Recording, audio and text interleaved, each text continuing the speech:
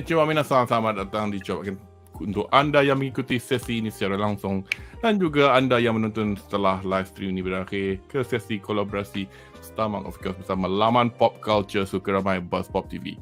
Seperti biasa, saya Kudo Menghari itu dari laman blog STOMACHOFCHAOS.com bersama para panelis dari Buzz Pop akan memberi reaksi dan ulasan siri anime Boku no Hero Academia musim ke-6 episod ketiga berjudul Once Justice yang dipetik dari volume 27 bab 264 hingga 266 dan episod 4 Inheritance dari bab 267 hingga 270 yang disiarkan di laman streaming Netflix, Amazon Prime dan juga Anyone Asia. So bersama saya panelis malam ini terdiri daripada anime sensei dan isekai waifu hunter Andriawi. How are you? Saya rasa chama-chama konnichiwa dan salam Salome Deswa dan salam Aidil Deepavali kepada yang menyambut awal-awal. Happy Deepavali guys to those celebrating, and dan juga kaki anime dan Gundam Master Shazli American. How are you man this evening? Hello, doing well. Kat sini hujan lebat. Well, not exactly lebat lah, but it's cold enough lah. Yes. Yeah. Very cool. and then dan juga Arif Nakyudin, kaki manga dan anime, who's going to give us an update on the temperature to lawan Shaz's weather report. Di sini di Sheffield, temperature dia adalah 13 degree Celsius dan hujan sejak awal pagi. So Wow. Advert free dari Uniqlo. So Uniqlo kalau nak sponsor kami as a Japanese clothing company, hit tag. Anyway. So untuk makluman anda yang belum pernah mengikuti sesi ulasan kami, perbincangan kami akan mengandungi spoilers yang berkait dengan episod yang diulas. Dan juga kepada anda yang menonton sesi ini setelah live stream ini berakhir, silalah langgan kepada laman YouTube STOMACHOFCHAOS dan Buzz Pop supaya anda tidak ketinggalan untuk menonton live stream kami yang akan datang, dan jangan lupa tenyeh butang like seperti biasa.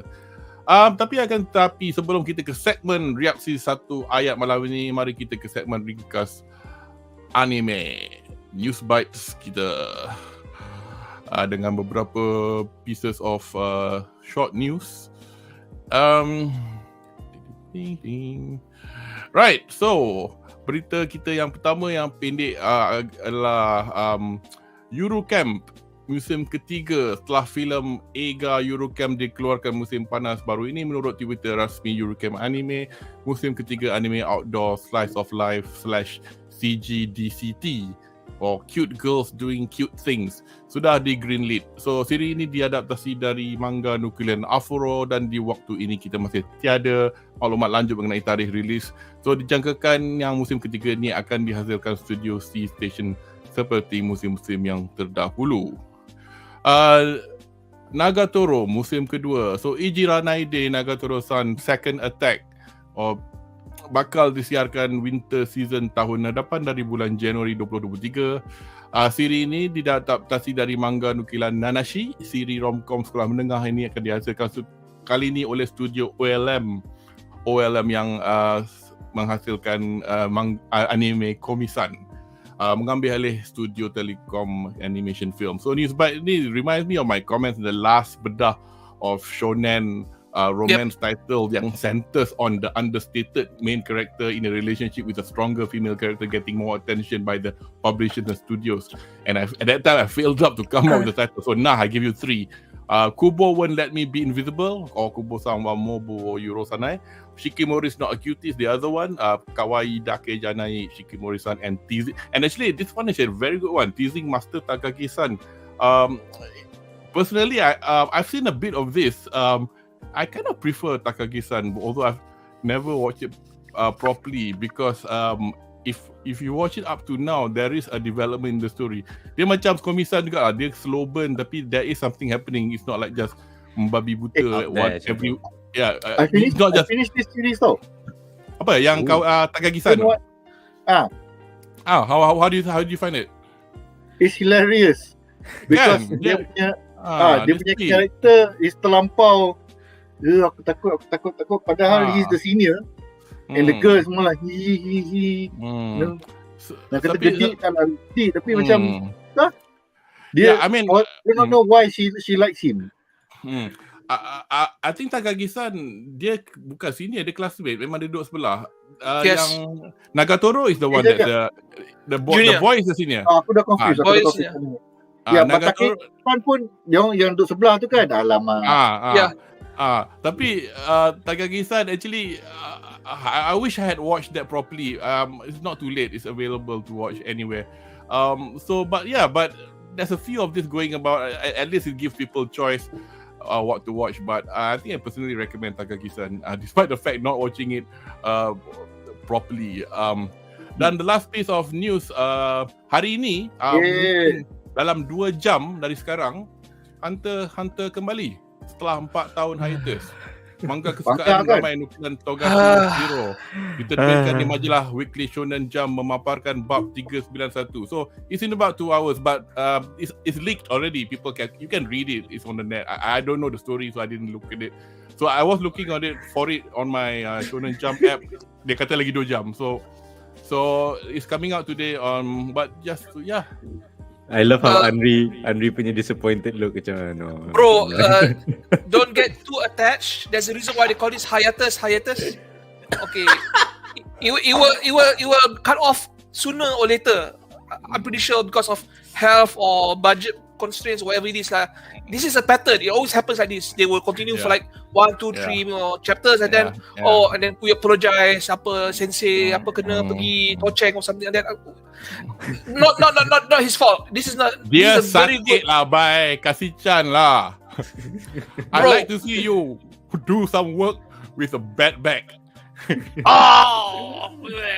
Oh yeah. I'm not saying apa. I'm not shitting on him, but knowing the what you call the repetitive upper culture that the manga artist is doing it right, we can expect that to happen now. Okay. Yes. His health is not at the golden stage. He will probably fall sick in the future, or maybe he's not falling sick at all. But I wouldn't blame him for not continuing. I'm just saying fans do not get too attached to expect this to go on straight for a very long time. Which is fair enough at the end of the day, but a lot of fans are waiting for this. So I just hope that this time, I just hope that this time, he will make preparations. Something happens to me, here's the manuscript, and draw as best as you can. Yeah, because macam wife dia pun is a mangaka kan. She drew Sailor Moon yang mangaka something like that. Yep. It's good news, but please do not get your hopes up lah. If you're a friend. So kepada peminat, anda boleh mengikut mana-mana lah pandangan falsafah anda suka gelas anda half empty atau half full, terima je lah berita ni. Segmen kita yang seterusnya. Ima DOCCHI anime o Miteru. Kami kali ni nak try, bukan paksa tapi macam nak mengetengahkan anime dari musim LURUH 2022. So each of us have a particular saya ada something nak tengok tapi nak cerita, tapi kita mula dengan Syaz dulu. Pasal saya pun dah tengok juga semalam lepas dia kata dia dah tengok. In fact this was also triggered by pembincangan dalam group bespoke kami. Tapi anyway, we'll let Syaz continue with the description for Kido Senshi Gundam Suisei no Majo, or Mobile Suit Gundam The Witch from Mercury. So go ahead, Syaz. Okay, so aku memang minat a lot of Gundam lah. I mean, I watched like the original Gundam, the boxes, Gundam G, Gundam 00, Bill Fighters punya series, all 4 of it. So this anime kan, aku rasa it had a lot of potential. Tapi macam kita macam kena bait and switch tau, because a lot of us we see dia punya mecha tu, the kit. So it's like when they were explaining, dia tunjuk that dia punya shield boleh split into 11 ke 13 bits. They can fight independently. We're like, oh, ini dah macam New Gundam punya specs, because they have all these flying punya bits kan. And the tone of the preview was very dark tau. Budak yang aku tembak dia. You mean prologue? Preview pula dia punya prologue. So I think a lot of us we got set up to imagine that the show is going to be dark. Bila first episode dia macam like, alamak, ni cerita kenapa this girl is so ditzy kan? It's like very funny and all that. So okay, we give it like 2 more episodes. Episode 4 tak sempat tengok lagi. But it feels like kalau you tak tengok the prologue, you takkan rasa macam confused. Because then you akan cakap, oh okay, this is a light-hearted Gundam. It's different. You know, it is a school-based punya Gundam punya show, di mana they have duels and all that. Because the prologue really spoils the expectation of a lot of people. Dia dah jadi macam you're watching 2 completely different anime. Bayangkan kalau macam cerita dia tunjuk macam, okay, contoh macam Initial D kan, they were showing like, oh, the drifting and everything, cantik. Then when you actually watch the anime, oh, it's about 2 guys who are working at the petrol station and there's no actual real racing. Karakter sama, just like the prologue, but it's like, apa pun dia buat? Why ada like ngisi pump minyak and all that je? So I think kalau you are interested, kalau siapa yang berminat nak tengok benda ni and masih belum decide, dia punya mecha fighting is interesting. There is a lot of emphasis on dia guna AI, but that one tak kisahlah, because in the end bila kita tengok the fight scenes, it's quite interesting. Cuma I risau that benda ni dia punya payoff will be later in the season. Because sekarang ni kita tengah the stage of character introduction. The girl pilot and dia punya mom is going to be central figures. Tapi all the characters around them semua macam snobby punya snobby entitled children of very rich how do we say this, industrial conglomerate punya anak kan, anak orang kaya. So macam like heir to the industry, that kind of thing. So I can accept that kalau we did not see the prologue. So I think kalau siapa yang belum tengok, skip the prologue tu, or maybe later on the episode 6 ke 7 ke you dah biasa dengan the characters, then you can consider watching the prologue. It's just a mismatch of expectations for us. Cuma kalau you watch it by itself, it will be an interesting slice of life punya show where the main draw is of course the girl is a protagonist, and dia punya mecha is of course Gundam level punya mecha lah. That is why, that was one of the main reasons we got attracted to the series in the first place. Because in the end, most of us Gundam fans tak kisah pun the pilot tu guy ke girl ke, or in a world kalau ada, you know, kucing ke jadi pilot and all that, kita tak kisah. In the end, we want to see the good mecha punya fights, and we want to see the story develop lah. Anybody else in the panel tak tengok? I for one try to watch. Yeah, I tak tengok Gundam, so I have no much input on this lah. So Andri pun tak tengok. I've watched some clips, but I was never a Gundam fan. All I know about this anime, it's a lot of Malaysian anime fans are shitting on the forced pro-lesbian feeling that's happening between the main characters lah. I'm not sure if it's being done well or being forced, but to me it's just dan biasa je. This is anime. This soft Yuri happens all the time. I mean, if we are going to talk on that point, honestly, it was as I predicted lah. Benda tu is being run as more of like a joke. Kalau kita compare the shows in that perspective, you just imagine a male protagonist dikelilingi oleh banyak-banyak waifu. In this case, the protagonist is perempuan, tapi lelaki dan perempuan semua suka kat dia. Sooner or later lah. So most of it anime lah. Anime lah. It's like standard anime. Nice one. Nicely put, Arif. Because in the end, I predict the big conspiracy and whatnot will be shown like episode 10 and whatnot. Then that will be the main storyline lah. But for the first maybe 8-9 episodes ni is the power of friendship. How this budak blur boleh jadi kawan to all the budak-budak tak senonoh. And then semua orang macam awak ni lawa. So you know, it becomes like a fantasy kind of thing lah. orang macam everybody is liking to the same person. Okay, right. Just to finish off apa Syaz's description. Saya sebagai I've watched this as well. I watched the prologue and I've watched episode 1 until 3 in one shot yesterday. Didn't feel forced. I actually nak tengok satu je.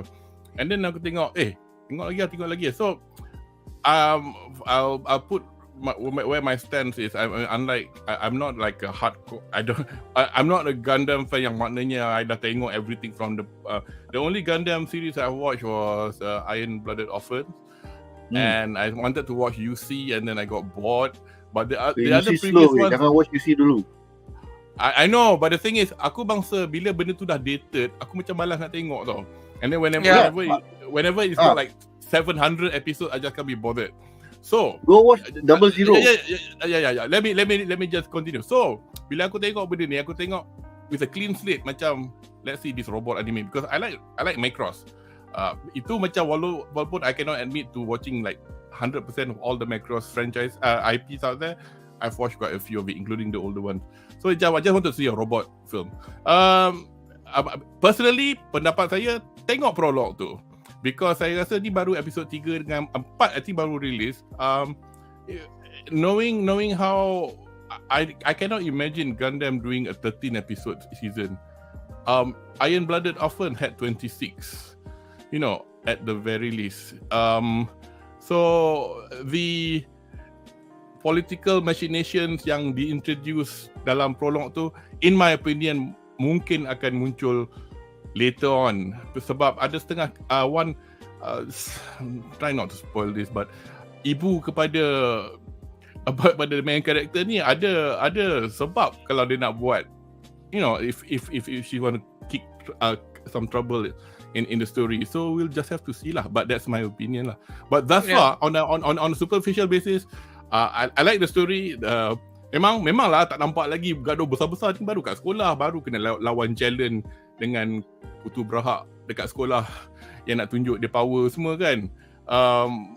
And then thus far, you know, by chapter 3 the kutu berhak tu pun dah macam mellow down sikit. So macam okay, tak adalah cerita ni macam very one dimensional. The Yuri bit like Andre was saying, untuk aku pun it's at best it's just like baiting in my opinion. Yeah, if you until you see tongue, there's no Yuri in this. So you know, I mean daripada kalau aku tengok cerita ni pun, the bit where she's supposedly proposed to her pun just to spite the kutu berhak. Tapi tengoklah cerita ni. Tapi at the end of the day, tak suka. Tapi I think it's quite good. But we'll see. And the director is called Kobayashi Hiroshi. When they got this guy to when they developed the story, as I read it, memang dia orang kata this time we want a female protagonist. And interestingly, this guy dia tak ada pengalaman, bukanlah nak kata tak ada pengalaman maknanya dia tak pandai jadi director, tapi he's not done a mecha anime before. Kau tahu Andri, kau tahu apa dia direct? Hisoneto Masotan. The dragon, that's the nearest to a mecha, where it's a story about a bunch of girls going to the Japanese Air Force, and all the big planes are actually dragons hidden as jet. That is a sweet story. To be fair, that's a very good anime series from Netflix. Okay. So lagi tu Kill la Kill. Lagi tu I've heard of this title, but I've not watched it. Kisniver. Anybody watch this before? Kisniver is about Kizuna. Anyway, tapi nampak gaya je dia ada pengalaman buat cerita yang female and also female fronted. So perhaps that's the kind of angle that we're going for. The jury's still out. It's only 4 episodes in. If it's 26 episodes, we've got 22 episodes left. Yeah. If you have time to invest lah. I'm just saying on Gundam, right? I already said I'm not a Gundam fan. Only Gundam series yang I watched was a Gundam Build Players or something like that. Build Fighters. I watched off censor sikit kan. Tak ada kena dengan apa planetary war apa-apa tau. It's just people playing the model things. And Yeah. I watched like 5 episodes and then I gave up because I realized that every episode kan tak ada, there's no guarantee I'll be seeing a Rinko, which is the only reason I'm watching it now. Anyway, Rinko, you know, the famous MILF character. Yeah. I'm pretty sure you've seen it. I'm drawing a blank because Shaz, you need to save me because I don't have an idea who is on about. I know about this girl who is anyway. Long. Anyway, the music for this slaps in my opinion is but done by Rio from Supercell, and I quite like the opening song by YOASOBI. YOASOBI is a duo that's been quite popular for the past 5 years. The song's a bit anime considering of what they write thus far. And just a slight trivia, Suleta Mikuri Seiyu is Ichino Shikana, who played Ichigo in Darling in the Franxx. She was the main girl in Dr. Stone called Ogawa, and there's a fall season anime called DIY. She's in it. She's the main character called Suride. So I'll probably have a look at this DIY since we are looking at fall season anime. So the next one, I'm gonna go to you, and you wanted to talk about Mairi Mashita Irumakun season. Yes. So, full disclaimer, I have not actually finished the second season because I actually forgot about this anime, and then I saw like, season 3 is coming in. But I've read the manga up to date lah. So, based on the poster alone, I am excited because for those who've not seen Irumakun's manga, it's basically a shonen, a very typical shonen show, where he is a boy who was adopted to be the grandson of the principal of a devil academy in the demon world lah. So it's very slice of life-ish, and when you get into the end of season 1 and then a bit of season 2, because I am around early middle of season 2 right now, dia tak berapa shonen sangat, but it is becoming more shonen, like there'll be a battle anime lah. So from what I'm seeing with the poster, and I recognize this arc, this is gonna be like a very good shonen arc yang will capitalize on individual characters. And what I like about this anime is dia punya world building dia, in terms of world, tak besar sangat, but in terms of fleshing out dia punya character tu, they're doing it very very well lah. So imagine My Hero Academia but with demons, and I feel like they've done more in developing the characters dalam this series lah. With My Hero 5-6 season, they've done this quite well, or at least they are heading to with the short amount of time lah. So yeah, high school action from the comments. So those yang suka benda yang lawak, benda yang very light hearted, nak chill, tak ada Naruto level of drama, pusing sana pusing sini,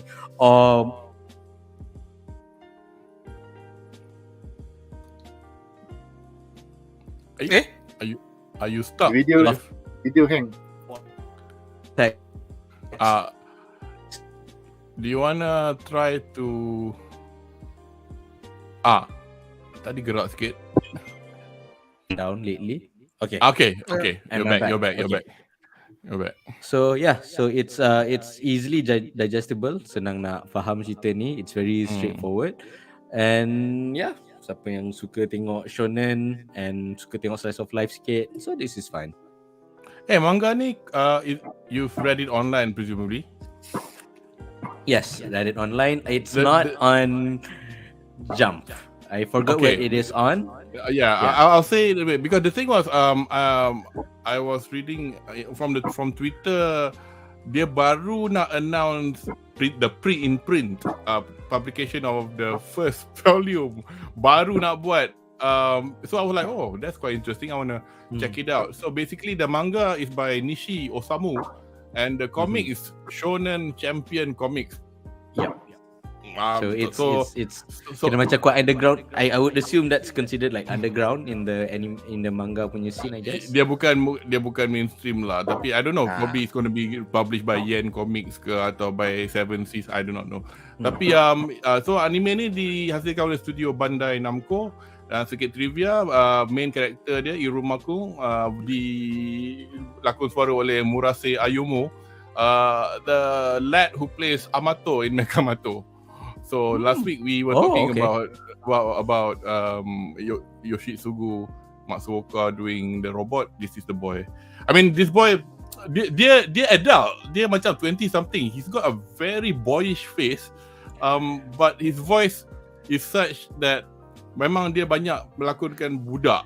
So he's in Haikyuu, he's in other stuff that I don't know lah sangat.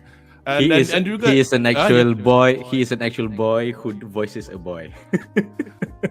Well, who's actually old. A boy who's old. And then juga your forger Hayami Saori is voice actress for the character called Azazel, Amelie Azazel. So anyway, now we're going to move to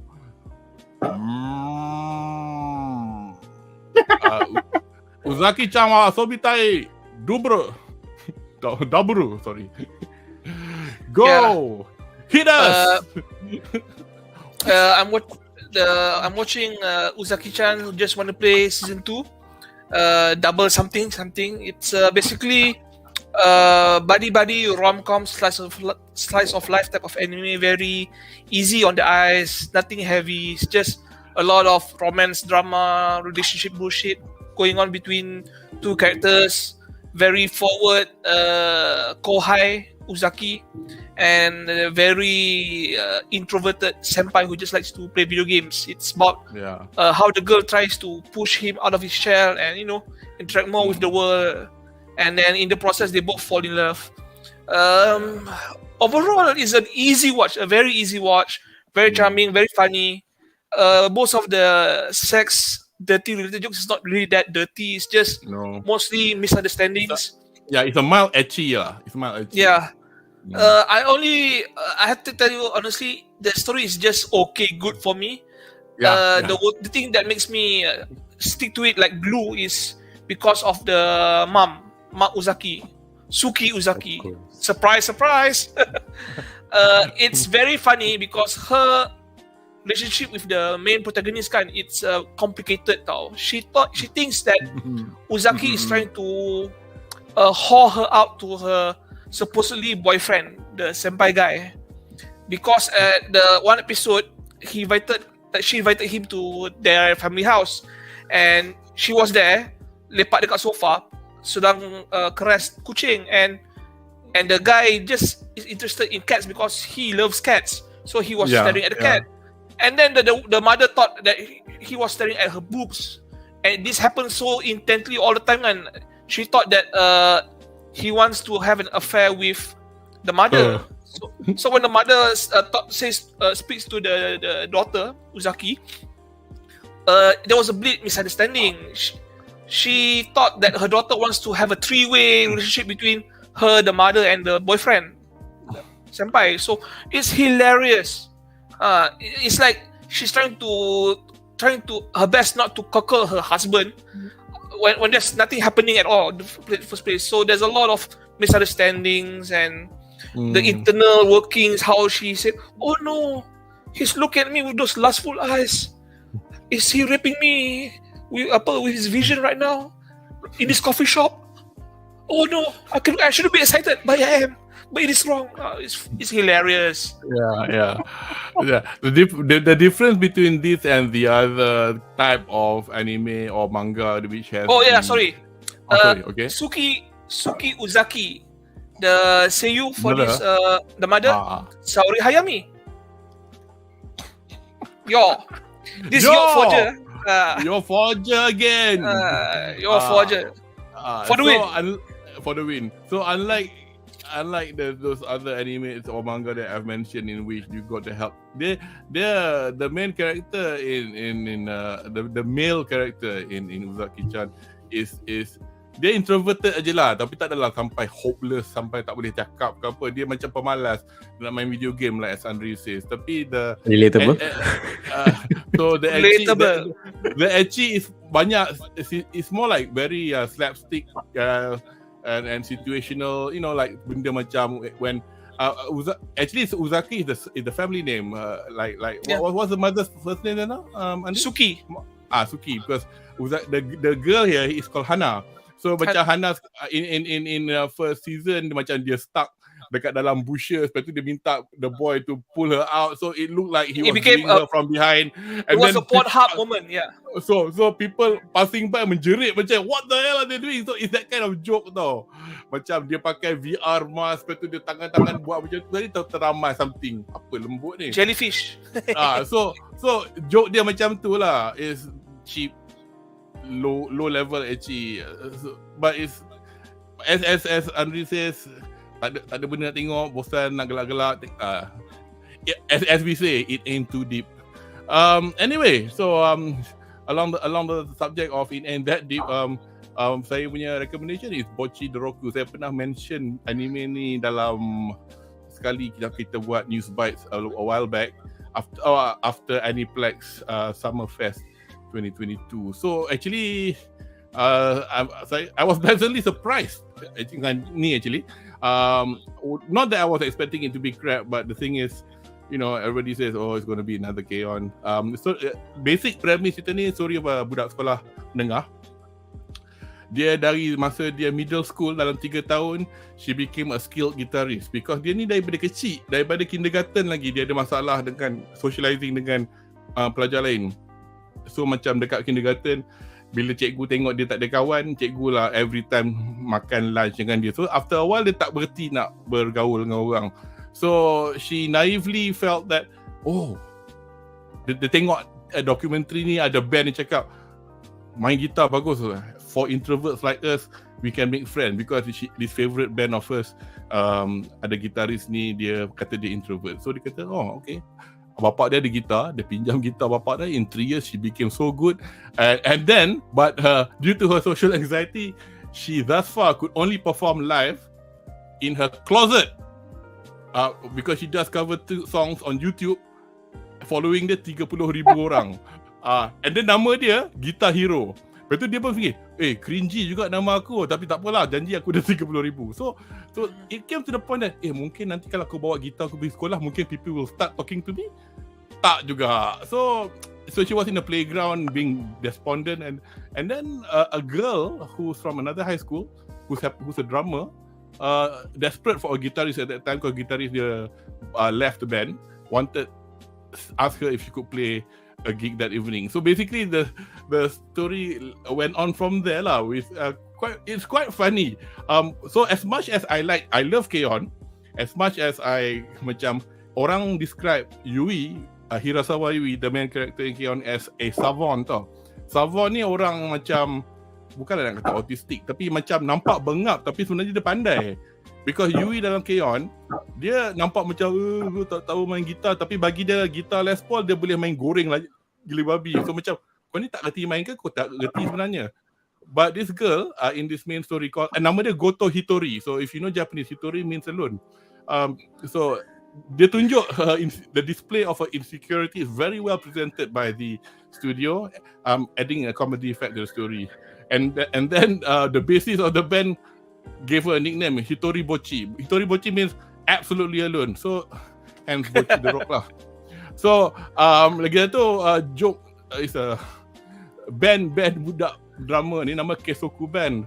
Kesoku ni means unity, tapi they made a joke showing some sort of benda ikat apa dah. Get it? Band, oh god, it's that kind of lawak lah. The music is fantastic. Thus far I've only watched one. The reason that they could get the gig because the drummer tu punya sister manages the tempat gig tu. In Japan they call them live houses or raibu houses.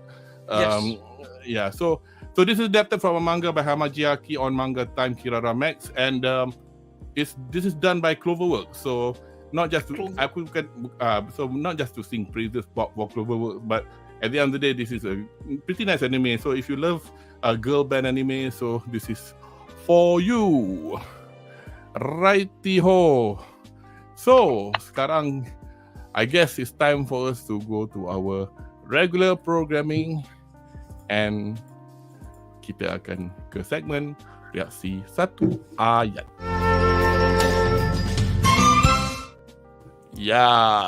So reaksi satu ayat saya. So ini essentially for both episodes lah.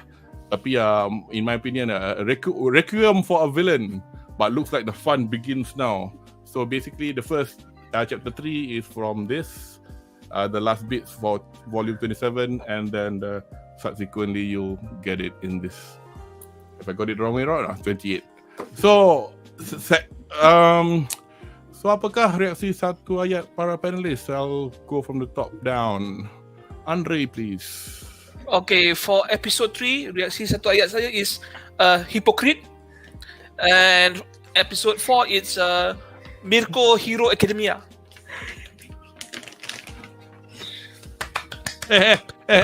Jap. We are sad.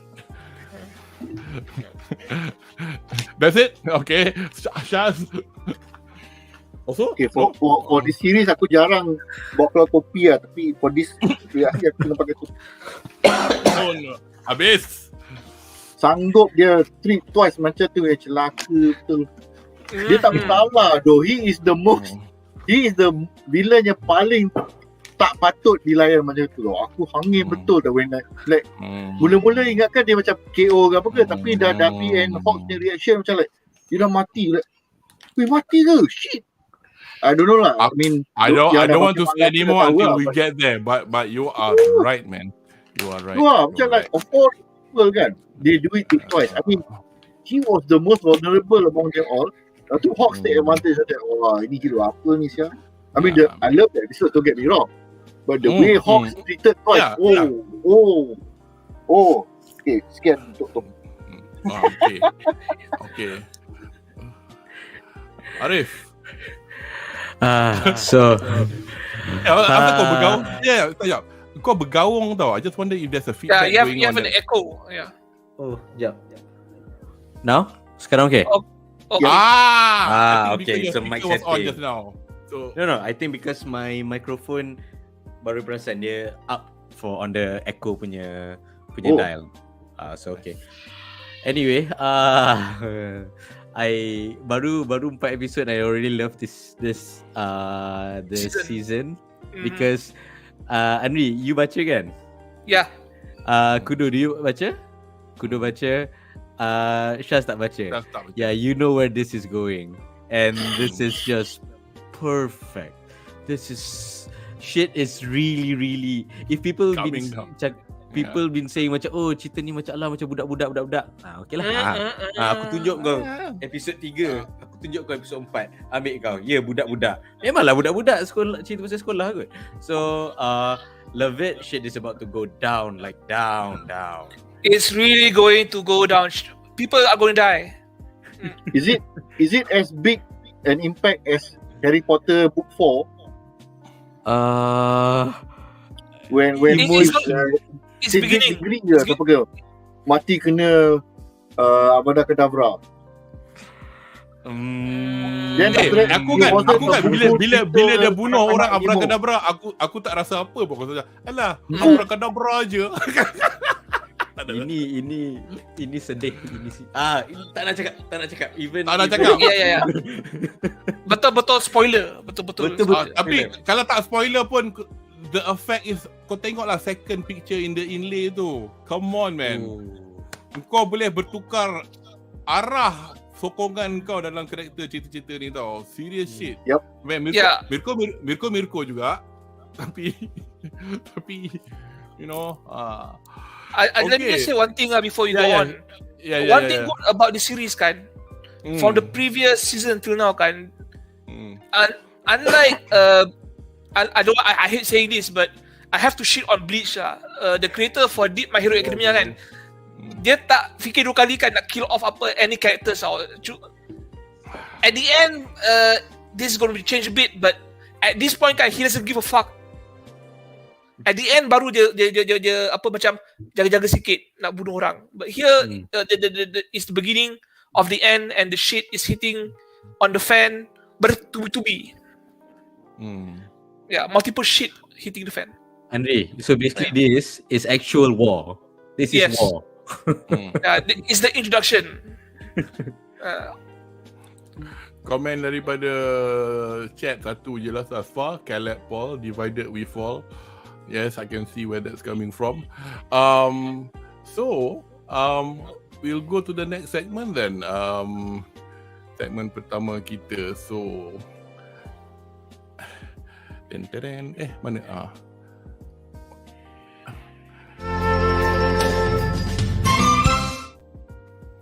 Okay, sebelum kita start segmen ni, I'm doing my usually quick trivia. I'm going to talk about this guy.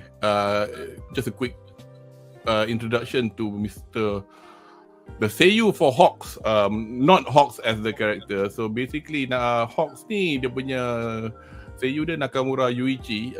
So for any of you out there who happen to be Seiyu otakus yang boleh kenal suara orang within 3 seconds, so pasti mengenali jejaka handsome ni yang agak rapat dengan good friend dia Sugita Tomokazu, who coincidentally is the Seiyu for Skeptic, the guy who shout "The hero saya."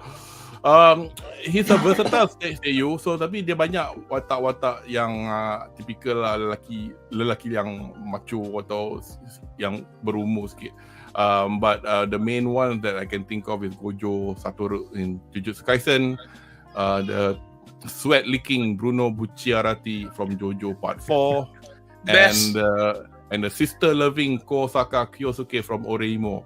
Tapi banyak lagi lah dia, so it's not just known for just these three, but it's quite a lot lah. So to anybody who knows him doing other work, you'll know who he is. So segmen kita yang pertama, siapakah hero atau villain sebenarnya? I mean, pretty much, from the two at least of the reaksi satu ayat tadi, kita dah nampak how, in fact, I pernah touch this question last time, whereas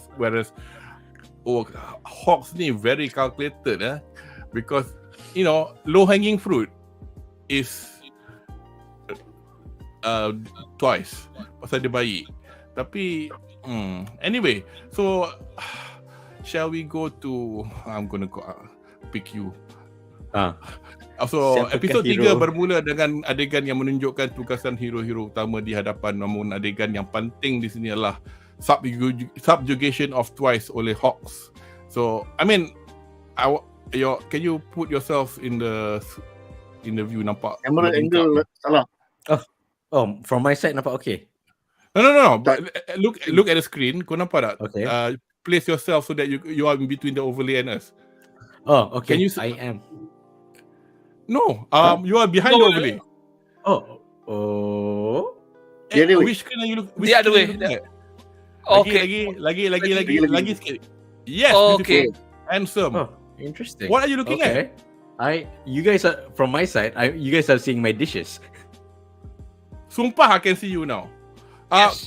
Kepada penonton di chat, can you just please write a comment to see whether you can see Arif now, because now we can. Tadi tak nampak. So basically aku mula-mula kan nak cakap pasal the attack on the villa, but then all it shows is what they are doing. There's nothing to bedah there. Yes, they are showing their powers. They can do this, they can do that. So it's there. But I think the more important bit in this, especially when we have 2 episodes to talk about, so apakah pandangan anda tentang kekecewaan yang dirasai Twice setelah pisang berbuah 2 kali? Silakan. This episode kan, dia memang menunjukkan yang world ni, yang kalau pada episod 1 on season 1 nampak macam very utopian lah, in a sense, yang very idealistic lah. This is where benda ni very grey. Because Twice adalah hero, Twice adalah villain yang disakiti atau manusia yang disakiti, basically. Yep, exactly. And he basically is someone yang dah jatuh, terduduk, terbaring, terlantang, and tak ada siapa tolong dia naik, malah give him all the reason. Okay, so untuk orang-orang macam ni, dia akan kasih loyalty kepada orang yang tarik dia. And in this case, orang yang tarik dia orang-orang yang tak elok lah. So dia walaupun dia budak baik, dia orang kata katalah dia ni baik, good natured, bla bla bla apa semua, dia tak akan berpaling tadah just because orang lain tak tolong dia. Orang yang jahat-jahat ni lah yang tolong dia. So itu loyalty dia.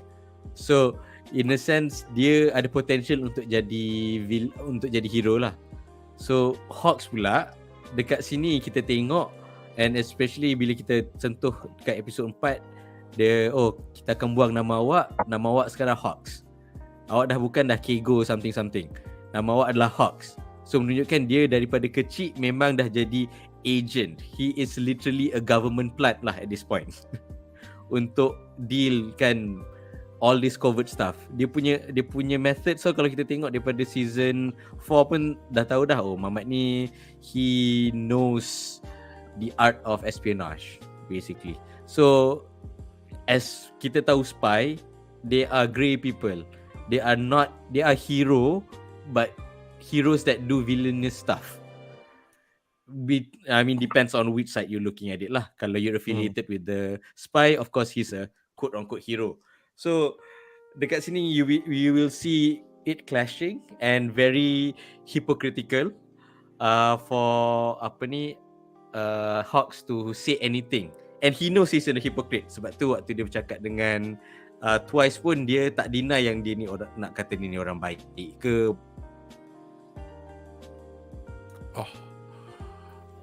Arif is stuck again. Hujan kat Sheffield ni kot. In the meantime, are you okay now, Arif? I'm good now. Okay, you're moving now. Okay, alright. Where did I stop? Masalah tu lah. Hawks is self-aware that dia hypocrite. Hawks is self-aware, but at the same time dia tunjuk dia punya hero side lah, yang dia tak bunuh Twice direct, dia just injured, incapacitate sebab dia attack tendons and bones, bukan the vital organ. So dia sayang lagi lah. He has not lost his full humanity lah. So itu that's a persoalan yang nice lah. It's not black and white lah. Hawks is never black and white. Twice pun is in a sense darker in the shade of grey, but he is not black nor white, even though the costume is black and white. Anybody else want to add anything? Shaz or Andre? This is inilah yang dimaksudkan oleh state long ago, that the real true hero yang dia acknowledge semua seorang saja, which is All Might. All for one. Kalau we were to consider All Might and then All for One as absolute putih dengan absolute black, a lot of the heroes are in between the shades of grey. Semua hero-hero ni dia orang macam ada benda yang dia orang hypocritical, or they are doing it for their self-interest. Macam Miss Mountain yang jadi besar tu, she wants Mountain Lady Mountain Lady. She wants money, she wants fame. Macam Endeavour dia ada sejarah yang how do you put it, sejarah dengan family dia lah. A lot of benda yang shall we say not really heroic. So only All Might is the person that embodies the classical zaman Superman pakai baju red, blue, yellow, punya pure selfless heroism tau. As time went on, a lot more people begin to appreciate, ini kita as a culture lah, we begin to appreciate the more morally grey heroes macam Batman, the Punisher and all that, because the hero yang klasik putih tu is boring, infallible, dia tak boleh buat apa-apa. So when you have a lot of grey shades of grey ni punya heroes, that is where character macam Stain punya crusade is justified lah. And Hawks is the best example of a hero where dia punya the ends justify the means. Yes. Kalau if it was All Might in this position, Satu, dia memang dah tak boleh nak fulfill lah the role as an espionage. Sebab dia tu memang dia melepak punya mindset. Dia tak boleh nak jadi grey, nak kata I will help the people and all that. But All Might would not have attacked twice sampai macam tu tau. Dia akan capture twice. Dia bukan akan injure to that point. The only person aku rasa All Might really bengang dan dia lawan bermati-matian All for One saja. Every other villain he will try to apprehend because he believes in the fact that people can be reformed. Maybe it's naive lah, macam budak-budak lah kan. Oh, semua orang boleh jadi baik. So that was why as time went on, the more grey heroes were needed lah. Dalam both in our cultural punya acceptance, hero yang lebih kelapu, dan juga in MHA itself, because dia punya, how do we put it, it was a necessity of their time. Kan, dia dah tak boleh lari dah. To infiltrate, you need to get someone who is morally grey. So aku still panas juga cara dia you know, dia aku tak ingat was a Japanese term for this type of thing. You lead them on, lepas tu tiba-tiba kat ujung tu you backstab them. Mungkin Andri or Arif tahu kot. But I don't know about the Japanese term lah, but I feel like this is both catfishing / gaslighting . Yes. This is true manipulation, and heroes, the ones that envisioned by Spain, do not do this kind of thing. So itulah aku rasa dari segi aku baca random groups yang MHA punya fans kan, semua bila dia orang cakap cerita pasal ni kan, dia orang macam belah bagi tau, because they like Hawks as a hero, but when they realize that now that he is willing to do this kind of benda yang tak macam dia lah, alamak, ini like they have done this because Twice is someone who you can bring back to the good side. He was willing to work kot masa dia buat kerja labor semua kan, before he became more and more criminally minded. But itulah nak buat macam mana. Okay. Tapi I know honestly kan tak. I know Andri mungkin boleh nak komen lepas for this question, tapi just in case your answer is very close to what I'm going to ask for question 2, I'm just going to post question 2 now, and then lepas ni if Andri want to come in with question 2 and question 1 as well, by all means go ahead. So you stay there, Syaz. So the question is, walaupun the bigger picture boleh dilihat dari monolog Hawks dan rintihan hati Twice, you know, when they were together masa tu, dengan adakah anda rasa tindakan pihak hero ke atas pihak villain mungkin in this aspect between Hawks and Twice, or the bigger picture adil? I think we know what the answer is, but you know, it's just a point of discussion related to what you were just saying. I think aku rasa there were other ways they could have done to apprehend the villains. Contohnya, why did the police did not lead with tear gas punya canisters? That would have been one way to demoralize and stop them from fighting. Contohnya Hawks, dia boleh je pin Twice to the ground dengan uniform dia ke apa ke, or just take off the mask. Kalau kau tak bising, I will take off your mask, that kind of thing. You didn't have to hurt him in that way tau. Not only did you macam injure him actually, but you also hurt dia punya feelings tau. Kalau katakan kau surprise sucker punch dia, pop pingsan ke apa ke, settle lah. You know, you didn't have to do it that way. Because if you sucker punch him, mana dia sedar, tiba-tiba Hawk kena pop off, then there was a way to bring him back. But now kalau tak tahu lah, because aku tak baca the manga, but it does look like he did die lah, sebab he lost the control of his ability, as we see dalam scene ni. And aku honestly tak setuju this hero yang macam ni. Dia macam dia tak clean tau. It doesn't fit the hero that we are more used to with the 80s and 90s. Clean cut hero yang tak ada moral ambiguity and all that. But that's just me lah. Yeah, but I agree with you, because apa salah, at the end of the day, benda-benda macam like you say, like was it you or Andri who's mentioned that Hawks, for example, dari kecil dah macam, you know, inculcated to do this kind of stuff. Your name's no longer Takami anymore, you're Hawks. It's like at the end of the day, as you say, niat menghalalkan cara pretty much Machiavellian lah, the whole thing. because they want to get the thing done.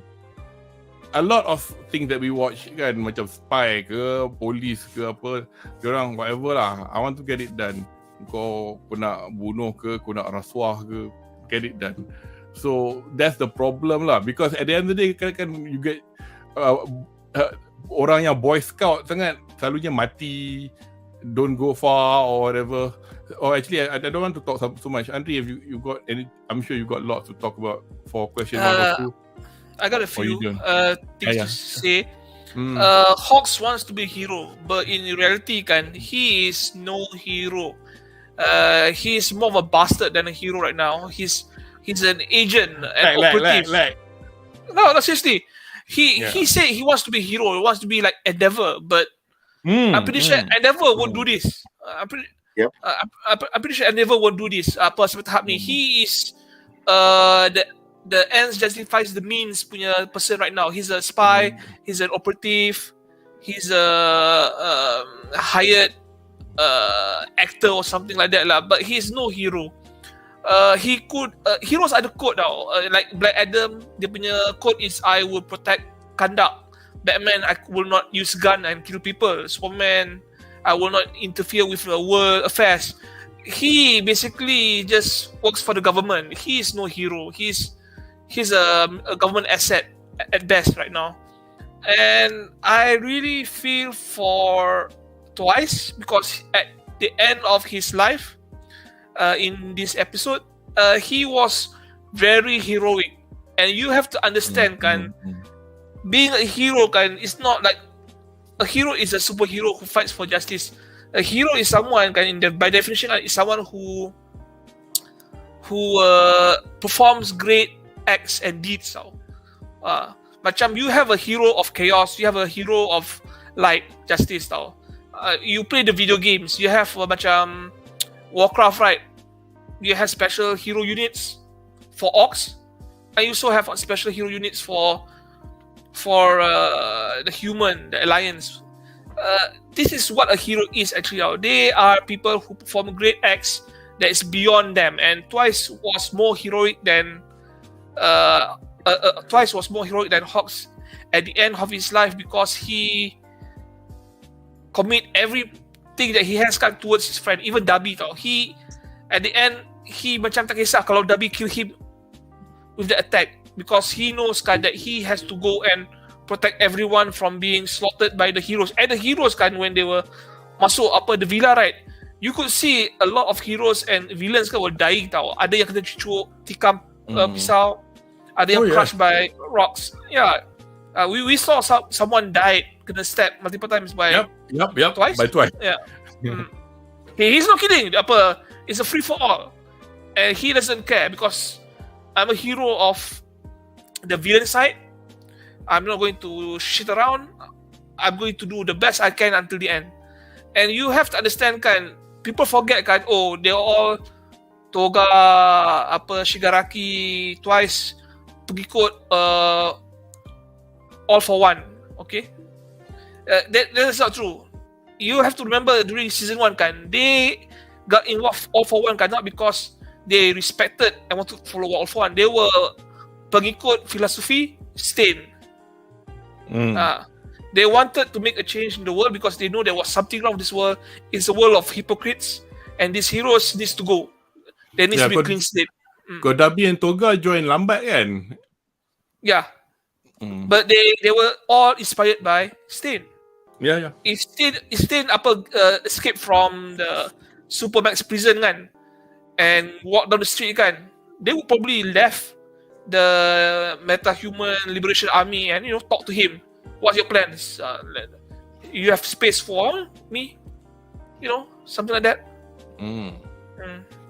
So they're not actually villain. They just wanted to do something about the world. So, and Hawks tak pernah terfikir yang to think that they are like that. He just thinks that they're just bad people and good people, and bad people it's fair game, apa you nak buat. So that's why he treated Twice like that. It's very sedih lah to see him go out like that lah. I'm okay with Twice dying, But not like that. Not like that. Not so much deception. Like it's like you found out that your wife was cheating on you. All your children are not yours. Your assets are taken. Your parents are actually not your parents. Everything you believe is a lie. Is that tahap? You might even shrimp in the head. That'll be much better. Arif, have you got anything to add? I like how I feel like out of all the panelists, there's a clear divide now. Gang Hawks and gang against Hawks. So macam so macam okay, for me macam I cakap tadi lah, I think I give a very neutral punya perspective. For my now to pick a side, I am more Team Hawks in this matter. Yes, I do love the dark side. And in a sense that the reason why they keep close to Hawks and Twice is about the potential yang Twice ni boleh buat. Sebab power dia bukan calang-calang yang you can see dia punya main power pun is that man spirit kan. You can literally copy anyone and make an army. So to kill him in the most pragmatic sense is the right call lah. And who else? Other than someone yang dah di-train untuk suppress your emotion blah blah blah untuk bunuh. Hawks is basically an assassin lah. An assassin disguised as an agent of law basically. So in the scale, I feel like he is more on the neutral lawful neutral, yang dia buat ni sebab dia rasa benda ni is the right thing to do, which is any government agent lah basically at this point. And another feeling of betrayal tu, I don't think Hawks buat banyak on Twice. The only thing yang Hawk buat is dia betray by leading him on. Twice punya perasaan yang all we see is memang terbuku dalam hatinya. Dalam terbuku dalam hatinya. Tak, because tadi kau stuck. Oh, so aku, okay. I finish your sentence. Oh, okay, sorry. So I don't know what's wrong with my internet today. Anyway, sebab Hawks memang throughout the series dia memang mamat yang very unlucky lah. Semua benda dia buat semua hancur. Introduce mamat ni bunuh dia punya comrade. Introduce orang ni, rupanya orang ni betray. Basically itu. So dia memang set man spirit lah. Dia memang kerja dia being the set man je basically. And dia suka ke budak perempuan ni, which is kind of creepy, but anyway, in the end it's sweet and sorrowful lah. So how he dies is it's sad, but at the same time I love that they went with this direction because it keeps with the tone of what is coming ah. So kalau tak dia macam ni, dia just become another shonen yang macam okay, orang ni jahat mati for me lah. Just to elaborate sikit on your on the all the points. I mean, especially the one point you mentioned about I think at the end of the day kita tahu from many kind of stories in which a villain thinks, I mean, dia jahat bukan pasal dia jahat. I mean, unless kau memang setan ke apa kan. Takkan satu. Tapi what the falsafah hala tuju, dia rasa benda dia buat tu betul. So pretty much what Dabi is going on about, what Twice is going on about. And tambah pula Twice ni masalahnya macam dia masa dia cakap dengan diri sendiri masa over the fire, masa dia flashback tu, you're just unlucky. So just too bad lah kau. And then and then back to Hawks, it'll be a case of don't mind me, it's only business. I'm doing my job. So too bad lah, you are the low hanging fruit. So you are it. As much as he wants to kononnya memang dia nak rehabilitate, but at the end of the day bukan main priority lah. And Twice pun cakap, kau pandai je assume aku sedih. Aku happy gila sebenarnya. And just to a bit about masa macam mana dia mati, there's a bit when masa Twice was at the banisters and there's a flash of blue at the back, and you could see the outline of Hawk with the feather. So he was stabbed from behind. So the body of the real Hawk is the bloodied one by the barrister. The one yang jumpa toga is unfortunately not Hawk, but is the copy. Yep. So itu yang menambahkan kesedihannya. So as much as it still, the copy can still convey the emotion from the real Hawk, but that's not the real Hawk anymore. So memang twice. So masa aku tengok tu aku macam sial lah cerita ni. Babi sial lah. So Dia macam, punya sedih, dia punya tambah sedih is when bila dia bawa napkin tu, dia letak dekat toga punya muka. Okay, here's your napkin back apa semua. Lepas tu for a split second we thought it is the real napkin tau. Macam nak give okay lah. This is a good way to send off. And then it melts. It melts like so. Dia bagi tahu dua benda. Satu yang macam benda ni memang sedih. Lagi satu is the attention to detail when twice replicate someone. Benda tu it's just a napkin. In a sense it can be just a regular napkin. Tapi dia duplicate benda tu juga. Yes. So it adds to the emotional weight lah. So macam alah, this is where we think yang betul ke apa yang diorang buat ni. So nampak the conundrum tu sangat-sangat best bila tengok. Okay. I actually have one more question for this segment because it ain't over yet. But I'm going to put Andre on because he's not been asked yet. So Takami Keigo. Ha. So, tanpa menggunakan sumber dari manga, apakah teori Yokohama anda tentang Dabi? Adakah beliau mempunyai shared history bersama Hawks sewaktu kecil? Please be, you know lah to answer. Macam mana aku nak jawab ni? Macam mana aku jawab? I read the manga. Okay, Syaz. Okay. Yes. If I were to tell what's going on, I would have to disclose who Dabi really is. I don't want to spoil that because we all have our suspicion. Chat yang tahu jangan buat macam tertype something ya. I know you. I can read you. Okay, sambung. Okay, so I'm just gonna say something happened to Dabi, and I'm trying to mix in my personal opinion. When I initially see this, I think Dabi was in the background for a long time, and he was gathering information on everyone, the heroes, the government, and you see how he react with other people. Like he doesn't trust anyone, so he probably was gathering information, working for criminal organizations, and trying to pick up buy information as he bide his time to strike against the heroes lah. So I think that's how Dabi come into contact with Hawks lah. Maybe he sees Hawks Hawks ni is a double agent. Possibly kan he saw Hawks getting involved with a previous gang and he kept quiet tau in the shadows tau. So he just begins to, because didn't Dabi yang contact Hawks masa Hawks had to kill. It's like they have shared history tau.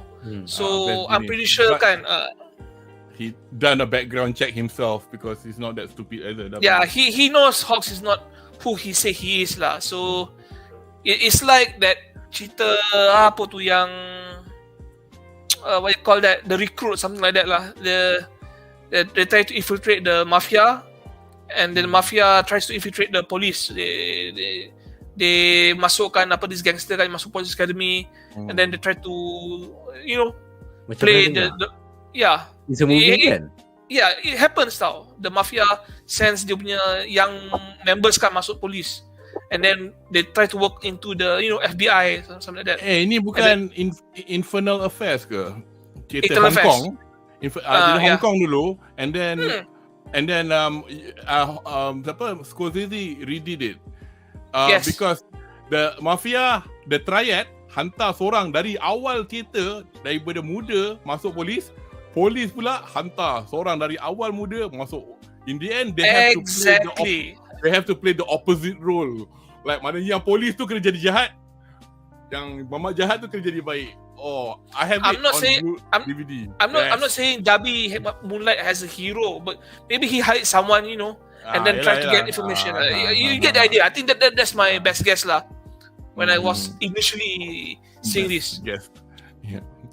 Syaz? Syaz, yang teori aku nak bagi Aku punya teori teori- Aku punya theory is that they were actually part of the same training camp.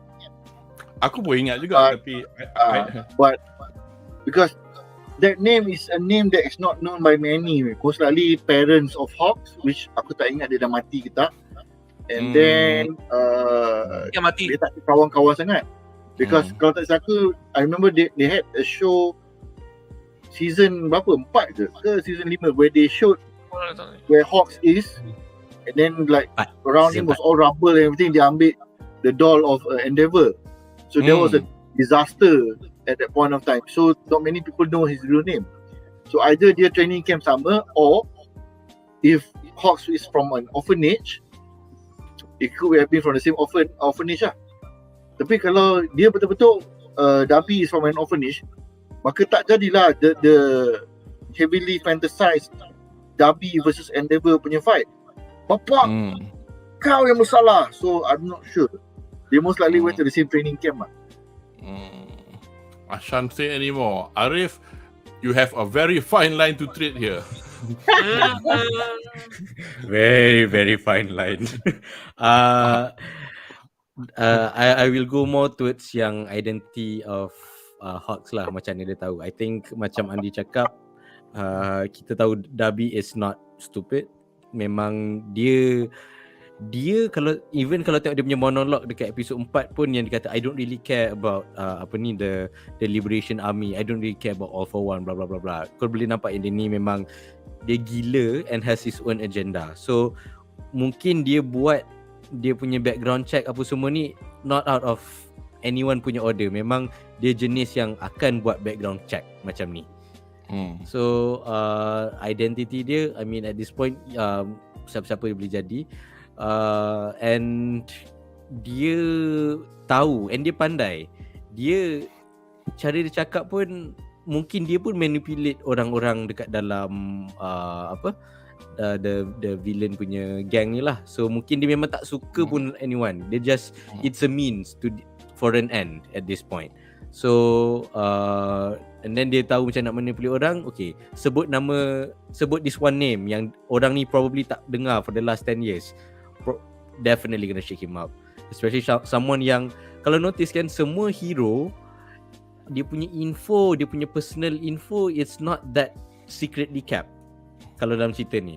Sebab yelah budak ni pernah sekolah kat UA, and budak ni mesti ada pernah nampak kat TV apa semua, and this power is not that saturated, orang boleh kenal. So public knowledge of their identity is not that hard to keep. But Hawks memang orang tak tahu nama dia apa daripada dulu sampai sekarang. So I think daripada situ dia boleh infer juga he has some skeletons to hide, and itulah. So dia punya kabel nak siasat kuat tinggi juga. Cool. So we've got a few comments and a question from chat. I'll start with Caleb Paul. Hawks is an anti-hero, and with the edit comment that Stanley wrote, with great power comes great responsibility. Uncle Ben. Arif, kau nak Uncle Ben, kau pergilah supermarket, dia buat nasi. Anyway, DXN Hokage twice mati dalam cerita ni, bad ending dah.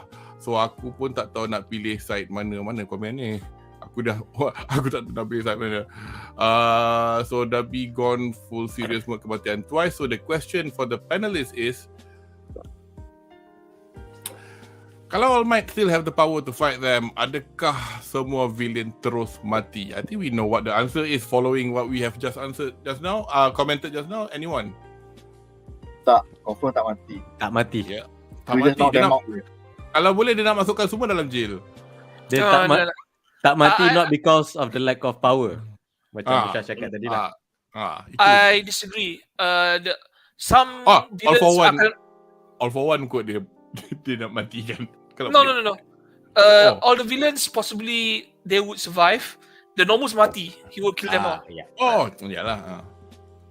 Okay. Tapi kan, one thing aku couldn't reconcile dalam MHA ni kan, benda-benda macam dulu masa the first time we saw a Nomu, the police arrested them, bobo handcuff lagi, and then the likes of All for One boleh masuk jail.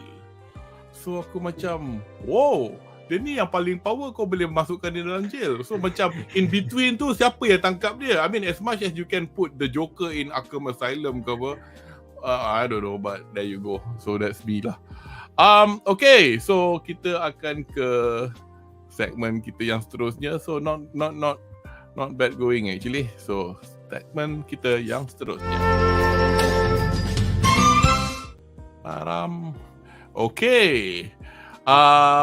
Di segmen ini, I think this is an apt time to show this rabbit. Unfortunately, I was quite disappointed. Nama dia Kinoshita Sayaka, and I would have thought I've seen her or heard a voice in other works, but I haven't seen the list. Dia banyak kerja, dia banyak supporting act. The main characters pun macam some sort of OVA, and her name was Sora Aoi. Now, for those in the know will chuckle when they hear the name Sora Aoi. I'll not say anymore. I don't know what you're talking about. But it's not the same Sora Aoi, but it's a cartoon. And the OVA is halal, I think. Anyway, so watak yang dia pernah lakon suara kebanyakannya watak supporting. She's been in One Piece. Aku tak ikut One Piece satu hal. Tengok muka pun, siapa karakter ni tak pernah dengar. She's been in Pokemon Sun and Moon, Black Clover, Shaman King. I mean, and quite a lot of watak supporting. She could be the shopkeeper ke apa, I don't know. So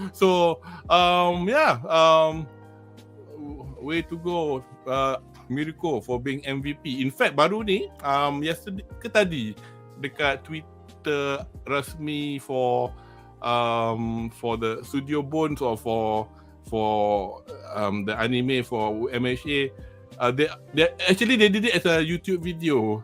They put her as the MVP for the last episode. I mean, we've called her the MVP when we reviewed her in episode 2 anyway. So, segmen kita kedua, serangan ke atas makmal rahsia Dr. Garaki. Okay, Syaz, aku randomnya ni, aku tak dia semua orang nak borak pun kan. Mirko akhirnya dapat bantuan dari tim Endeavour. Namun kekuatan high-end Nomu nampaknya agak mencabar. So from adegan yang kita tengok in this episode, adakah anda merasai Team Endeavour is up to the challenge? Do you think I don't think they've got any intel on what they were going to expect in this lab, didn't they? Silakan. Aku rasa my biggest fears might come true. That there's going to be some hero punya deaths in Endeavour punya team. Not just from not just from Shigaraki. Mamat yang jaga Shigaraki tu nanti kita sembang lah, but the guy is gone lah. But even against the Nomus kan, aku rasa some of those ni hero mana lah ni? Ni hero mana lah? Those are gone. Aku cuma harap tolong. Jangan Mirko KIA lah. Dia awal aku tak boleh terima tu. Yang lain hero-hero yang Mamat Shield tu pergilah mati lah, aku tak kisah. Mamat yang Excellence tu pergilah pergi mati. Jangan the ones that we have grown to like. Ada semayang. You are so strong for 3 episodes. So janganlah bagi dia mati kan. Aku takut tu je sekarang. Kalau President Mike, I actually think he will get heavily injured. Tapi dia takkan mati. Because why? He will be the catalyst untuk Aizawa Mark 2. Sebab lepas ni Aizawa akan gamuk. I mean, I do not know if Aizawa akan power ke tak, but ni speculation lah kan. It would be the reason kalau President Mike injured, critically injured ke apa ke, that will make him, that will make Aizawa mengamuk lah. Because kawan dia daripada kecil. Yalah. Kan? Kalau injured dengan Nomu yang mana lagi, that will make him power up lah. I'm looking forward to that. Can I just interrupt you sekejap je. before preparing to host MHA for the first time, because as you know, aku tengok MHA because of korang tau. So I had to speed run by reading. I didn't and watch selected anime channels episodes. Present Mike punya skill yang kita tengok in this episode, has that been shown before? Not offensively. All because the time he because I was thinking, badass gila dia punya power. Tapi aku tak nak cakap macam tu. Orang cakap, kau baru tengok. So aku macam, anyway, continue lah. So but it was one nice. Dia punya power tends to be very non-lethal. Dia just macam bagi kau pekak telinga and then you're like kau shake. Tapi dia tak boleh macam rupture your eardrums. Perasan tak? Kalau tidak, easily you can just burst your ear and then it's like dah tak boleh nak seimbang and whatnot. But dia punya power, seingat aku all this time he has always been used for gags lah, untuk lawak. Dekat hutan dia punya scene tu, dia menjerit. Lepas tu a few times here and there dengan student-student, it tends to be more kepada lawak. Kalau against villain pun, villain yang lawak. So this is the first time he's fighting villains yang betul-betul serious do not wish well on them lah. They are really fighting. So aku tak tahu how the Nomus akan react when President Mike reaches the main Nomu punya fight. Or even worse, kalau Shigaraki kejar and nampak dia ni tengah pegang the professor. But overall aku rasa Endeavour punya team ni severely underestimated the amount of resistance they will meet. Sebab aku tengok Endeavour, lepas tu a few lower tier punya heroes, aku tak nampak pun selain Mirko any really high impact characters. Most of them went to the villa to fight. Because kita pun we are hoping as well, I mean being pro heroes, regardless lah kalau if you are not in the top 10 or not, that you should be at a level where you should be able to think on your feet regardless of what kind of threat that you're facing. I mean kalau kita tengok dekat the villa pun there are heroes dying. I'm not surprised if people are going to die in this one. Here's the thing. The hero ranking is not hero punya power level. It popularity is based on dia punya contribution to society, dia punya popularity, contribution semua tu. So it's not like you are number one, you're the strongest. The only one who managed to fulfill one out of everything was All Might. Kalau nak kiranya Endeavour ni, popularity dia taklah tinggi sangat, tapi sebab he has done the most, dia macam orang tak habis kerja tau, macam tak habis-habis bekerja. And he has done dari segi dia ada agency besar tangkap hero-hero villain-villain lain semua ni. So that's why he got to number one. Hawks, dia popular. Contribution dia kita tak tahu sangat lah, but based on what we can see on his powers, he can do a lot of things lah. So aku takut some of these lower level punya heroes, which probably mungkin number 15 or 20, because of dia punya popularity and contribution to society, are putting them at a higher tier level which is not sesuai dengan dia punya power level. So it's very, I think there will be heroes dying dekat hospital ni. Hopefully cuma just the being very very injured as we can see. Aku just hope it's the second tier punya heroes tak boleh terima tu. Andre, have you got any comments? About what actually? About basically just about Team Endeavour having to face these high-end Nomus, because they didn't exactly, I mean there was no intel what was underneath apart from there was so actually they had intel. The only person who didn't have intel was Mirko. Mirko gave them intel. I'm fighting with a bunch of high-end Nomus. Of course, but not before the attack in general. But they had more intel than her. Yes. I would agree. So that's why Endeavour came with a group of heroes. Mirko, you have to understand, she was fighting 5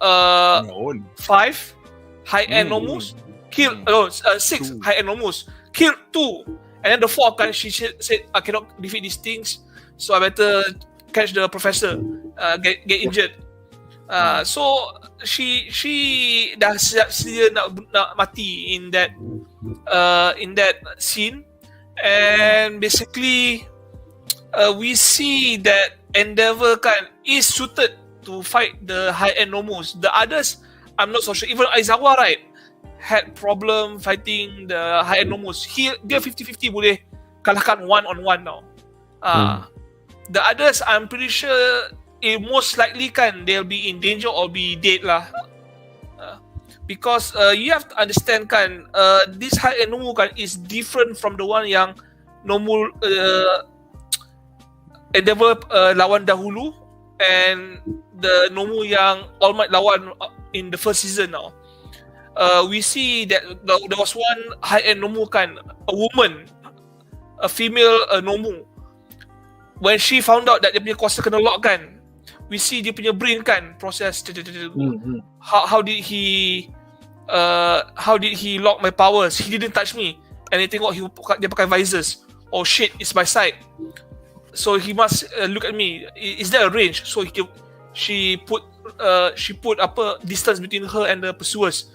It was amazing to see kan the high intelligent Nomu in action tau, than Nomu yang ada semua gila tau. It's more dangerous to see them evolve moment by moment tau. In the flight, just like that, and it puts everything in perspective tau. The longer this fight goes kan, the worse it is for the heroes tau. The high-end Nomus ni kan, we see them kan makin lama makin kuat. In the fight Endeavor lawan dengan the high-end Nomu kan, apa nama dia? I forgot namanya, in the city, right? Yang dia lawan kat apa, in the air kan? Yeah. I don't know his name, but he burned him into a crisp tau. He did the same thing here. It didn't work because dia punya region apa power is lagi tinggi. So it would seems that even though Endeavor himself kan, who has the most power to goreng this Nomu hidup kan, is having trouble, there's still no guarantee that they'll come up of this alive tau. Especially with Shigaraki in the action right now. I agree with Shaz. That guy who is with Shigaraki kan, most definitely going to die. Confirm mati lah. Of course. 98% confirm. Nama dia X-Less. What a name. Next episode, his name is going to be X No More. X-Nan. Arif, have you got anything to add? Dia in retrospect lah, I think awal-awal planning the team planning, I think it was suitable enough just because dia dah tahu benda ni kat hospital mana, dia dah tahu target apa.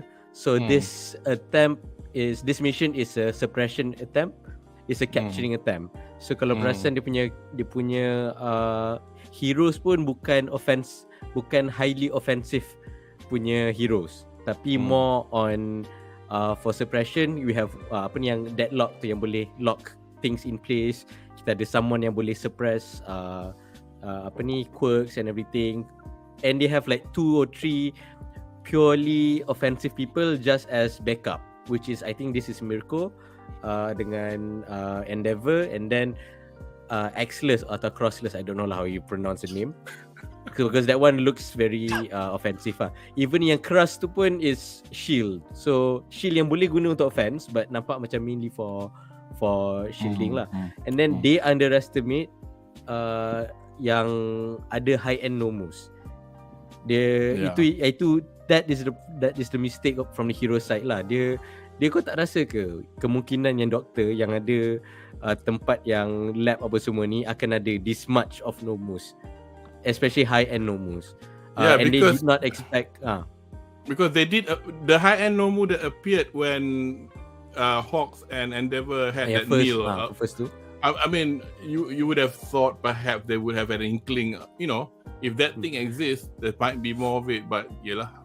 Or they assume the high end Nomus tu ada dekat Saya villa. Ada satu tempat sahaja, which is, come on lah, you deal with intelligence, you would assume there's a lot of safe places kan. And sebab tu dia letak all the offensive dekat the villa. And yang ni mainly for suppression, mainly untuk jaga jarak and everything. So they underestimated that. The fact yang Mirko pergi awal dan berjaya bunuh dua, not without a lot of personal injury lah, is a testament to her own spirit and power lah, which is why we are in love with her right now. So tapi having Aizawa is bagus just because dia punya quote untuk suppress the high-end nomos lah. At least it will help some way. Tapi yang the rest tu macam you stay there. I'm gonna give you the next question, but just quickly question secret lab dan unlocation. So Caleb pun bertanya where is the secret lab located. It's underneath the hospital, Jakku Hospital. The lab for Dr. Garaki is under the hospital. How did Mirko figure out? Or she just went in lagi dalam, is it? Or I can't remember. I think kalau tak silap waktu mula-mula tu kan dia tangkap the fake doctor tu, and then they got a hole or something, and they already know there's like an entrance to somewhere, and then Mirko yang pergi. There was a mole inside the hospital. They said there's a secret upper path in the basement, and then Mirko went there, and then Endeavor went upstairs to tangkap doctor. The reason Mirko went on her own without having any backup was because the other heroes were too busy dealing with the Nomus. Nomus. Dia lari paling laju lah sebab kaki dia power kan. And also by perangai pun I think Mirko memang nak pergi dulu. Nampak macam memang itu perangai dia. Okay. So anyway, the next question I'll give it to you. So adakah anda sudah menjangkakan yang kebolehan high-end Nomu sebenarnya that high as we get to see that female Nomu figuring out how Eraserhead's erasure code works? Because she's like, I mean, the others were figuring out things as well, but ini dah sampai to the level, dia dah to work, she has to see. Yeah, it's obvious the female is the smarter one. Anyway, Arif, you say? I think 1 memang, point to Andri. I think memang it is to show yang high-end Nomu ni is not just another elite muka. This is gonna be very very vital in the next couple of arcs, I guess. And we can see from the progression lah, and then the reveal from last season pun is something juga. From normal Nomus yang dah memang gila during the first season to high-end Nomus blah blah. And then we found out yang rupa-rupanya siapa tu? Kurogiri. Kurogiri is a result of an experimentation which he could be the first high-end Nomu. Kalau tengok kan, even though dia tak banyak quirk. Is Shigaraki in that top? Ini bukan soalan perasan. Actually, I know the answer, but I do not know. I really do not know. Is Shigaraki in that tube because the doctor is doing a normal experiment on him to make him last longer or something? No. Yes. Yes. Is it yes or no? He's I think he mentioned that he's trying to improve his body so that the power that he get from All for One doesn't makan diri dia like last time. Yeah, because we're gonna itu masa present mic angkat doktor tu kan, because he was going on a monologue. We're gonna just want to make sure because I think I missed that bit of the conversation. So we'll do that in question 7 anyway. Have you got anything else to say for question 5, Arif? I think just that this shows how the Nomus are not to be underestimated lah. I think macam standard villain lah. Selalu kita tengok kan, the first one is gonna be the hardest, and then when you have multiple of them, it's gonna be very easy. I think there's a trope that happens there. But it's not the case in this sense lah. Nampak pun walaupun ada 4 pun dah macam kemain susah. 2 episod tak mati-mati lagi, 3 episod tak mati-mati lagi. For a bunch of creation that's going to be so evil, me using my very basic Japanese knowledge, Nomo means minum. But there you go. Shaz, Bukan Nomi ke? Nomu is the verb. Is the verb to be. Betul. Nomitai, I want to drink. Nomimas, saya sedang minum. Gitu. Anyway, have you got anything else to talk about? Say about the Nomu figuring out things, that kind of angle. Okay. I'll answer that first. Then I'll add something on later. Aku rasa one of the reasons why the highest tier Nomu ni can still figure out a lot of things is because the process of getting the dead body tu, which is the basis of the lower end Nomu, could be done in a different way for these high end Nomus, in the sense that mungkin these villains volunteer, that means fresh dah mati terus convert jadi Nomu. That's why Diorang pun mati juga kan, macam the basis of a Nomu is always dead. And kalau kau tengok diorang punya anatomy pun is not human anymore.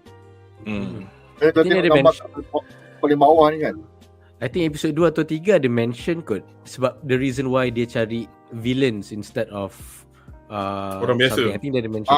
because ada mention. because dia punya memories, this one is dia macam ni lah. Aku tak ingat bidang apa, mungkin kau tahu kot Kudo, but kan science and medicine and all this, they don't believe that memory is partially stored in the brain. That means they are the physical brain parts where they store the data. Bukan partially stored, memang stored in the brain, but in a particular part of the brain.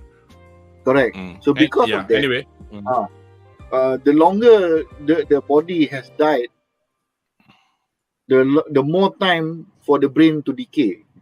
So kalau you fresh mati, otak kau macam literally still baru like a few minutes je, tak cukup darah jalan. So the cells tak sempat nak mati. So kalau kau campak dalam the liquid which preserve all of the brain and everything, so dia tak sempat nak reput lah. So that is why they maintain a lot of diorang punya personality tu a bit, dia punya reasoning punya function like that female punya Nomu. She start thinking, oh, kenapa kita lagi guna power? Is it because this, because the original villain where the brain came from was probably a very smart villain, and she could deduce all that. It's just that bila dia first time bangun daripada dia punya vat, dia punya tubes tu kan, macam like where are we, why are we here? Dia ada naluri dia saja. Like we are here to fight the heroes. That is dia punya command that they cannot override lah. So as they are more dia lagi lama dia conscious, the more dia punya brain lama tu start to activate balik tau. Start to think, sedar. Mula dia macam baru bangun tidur. Just a quick thing to add on the brain, the part of the brain that stores memories is called the hippocampus. The hippocampus is somewhere right in the middle lah, but just a quick one lah. A bit of aku just neuro. Tak tambah topik menyimpang sikit. No, go ahead. Mirko is actually a good example of a strong character, not just because she is strong, but because she is supported by skills and determination. Kalau mana-mana penulis Star Wars yang berminat, bolehlah rujuk pada karakter ni, ya, untuk contoh-contoh karakter yang kuat dan bukan Mary Sue. Andre tak jawab lagi soalan ni. I'm just saying, Mirko's ties are my determination. Despite you definitely want to impale her thighs, yeah? I mean, no, kidding. I want to be crushed by her thighs. Oh. Aku ada like a watermelon. That's a thick determination, Andre. Thick determination. Sorry, Syaz nak. Sila. It's a pickup line. Sampai batuk. Still have a face, you will have a place to see. Oh my God. That, man. Aku buka kaki, aku tak kerti ngorat, but that was like, oh my God. Sorry, I'm not an S-man. Okay. Suddenly next week kita dapat Ya Kak Zial Hajat, Muhammad Syazli Marikan, dan then we know, oh God, hot dog. Okay, last question for the segment. Jangan price datang cari aku. Ini soalan orang cakap buat kata people in my school, soalan conform. Mirko masih MVP kah di kala ini? Huraikan. Macam soalan SPM. Yes. For me, yes. She is badly injured, but she's not out yet. She has been working more than she should for the past few episodes. I mean, she could have just retreat and regroup, but no, she just pushed on. So she's like that soccer player that played for a whole 90 minutes plus. Now they're entering injury time. So yeah, she's the MVP. Yeah. Arif? I think I've said much kot. I think dah tak ada apa sangat dah for this section. Just that Mirko nak suruh dia rehat pun macam aku rasa kalau aku suruh dia rehat dia tendang aku balik. Macam apa benda rehat? Kau siapa? I need no man to tell me to rest. A great co-protagonist tau in the current trend yang lelaki lemah perempuan kuat. Yeah. Mirko the anime. Mirko the anime. Apa lah? Ni salah. I've just made my screen a bit smaller. That's why it looks a bit funny. Anyway, tak. Segmen seterusnya $19.99 only on AliExpress if you want. And so itu iklan tak berbayar. That's not an accurate picture. Now she has only one hand. Tak original. Tak original.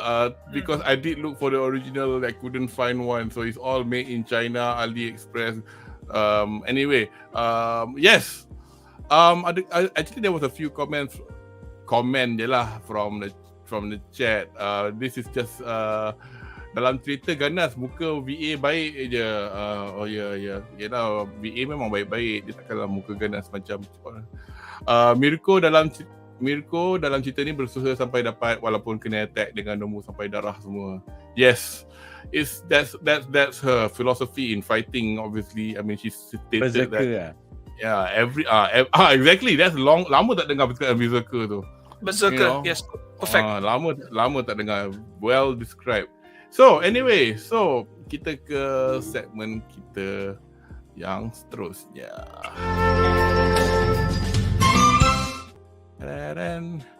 Right.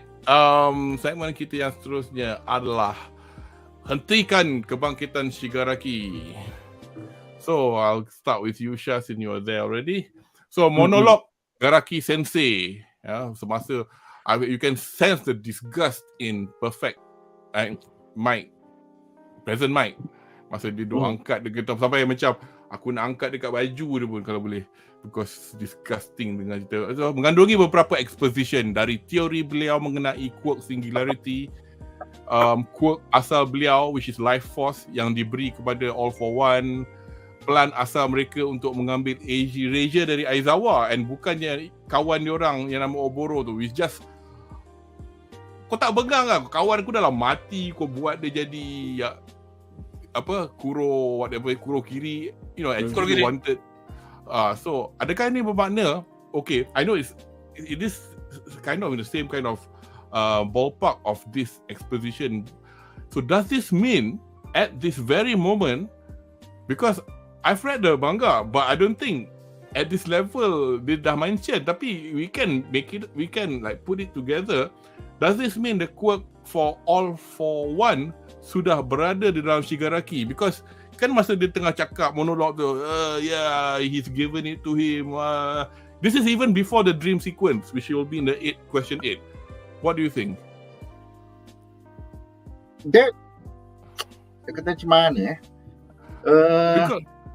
because the thing is kita dah ada precedent where power transfers from one character to another, and yet the original wielder of the power still has some form of it.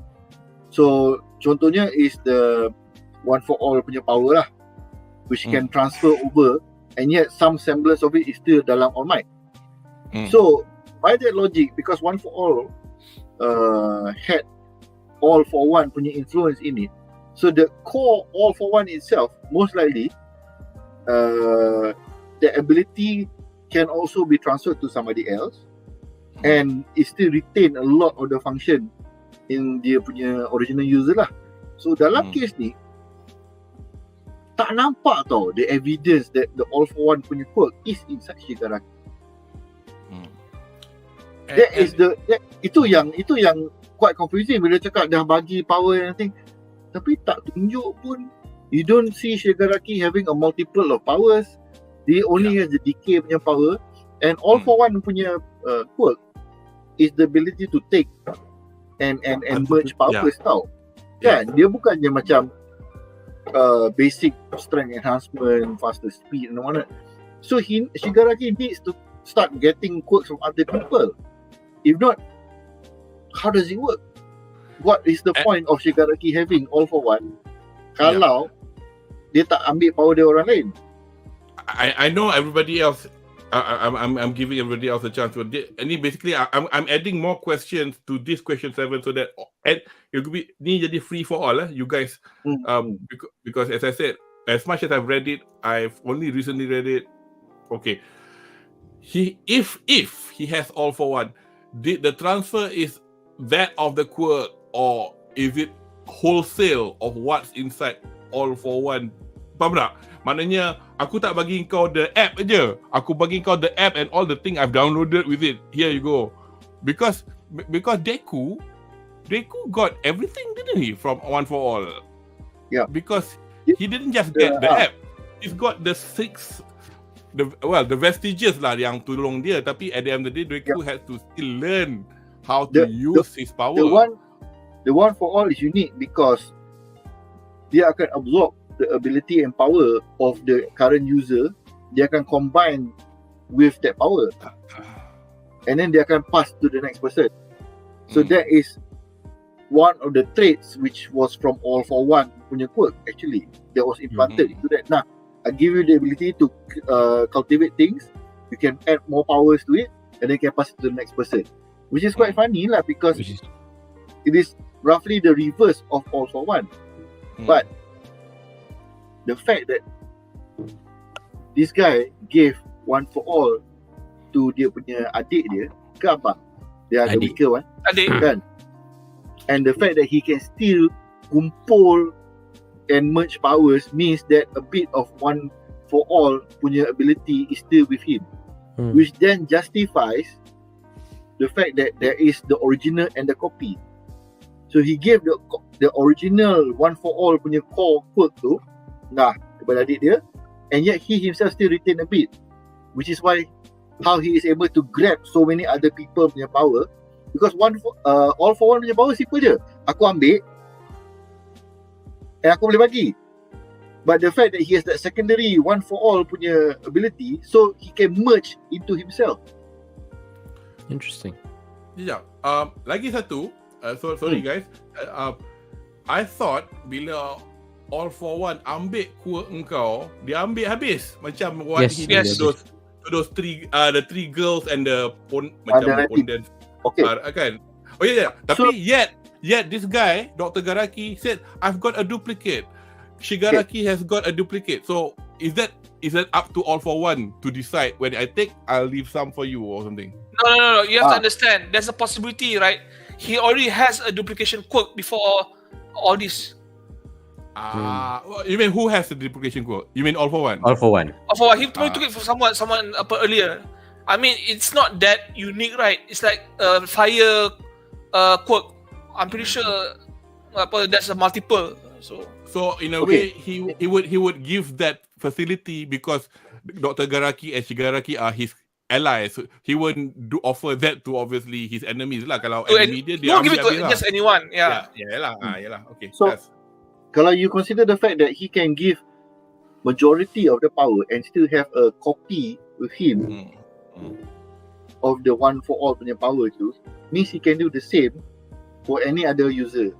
He can take as much as he want and can leave some with there. So the idea of the copy tu might be the professor punya understanding that I leave you the copy, but the hal they just ambil majority of it and still leave you with some of it. So dia kata I leave you with the copy. It could be all for one, not describing his power fully.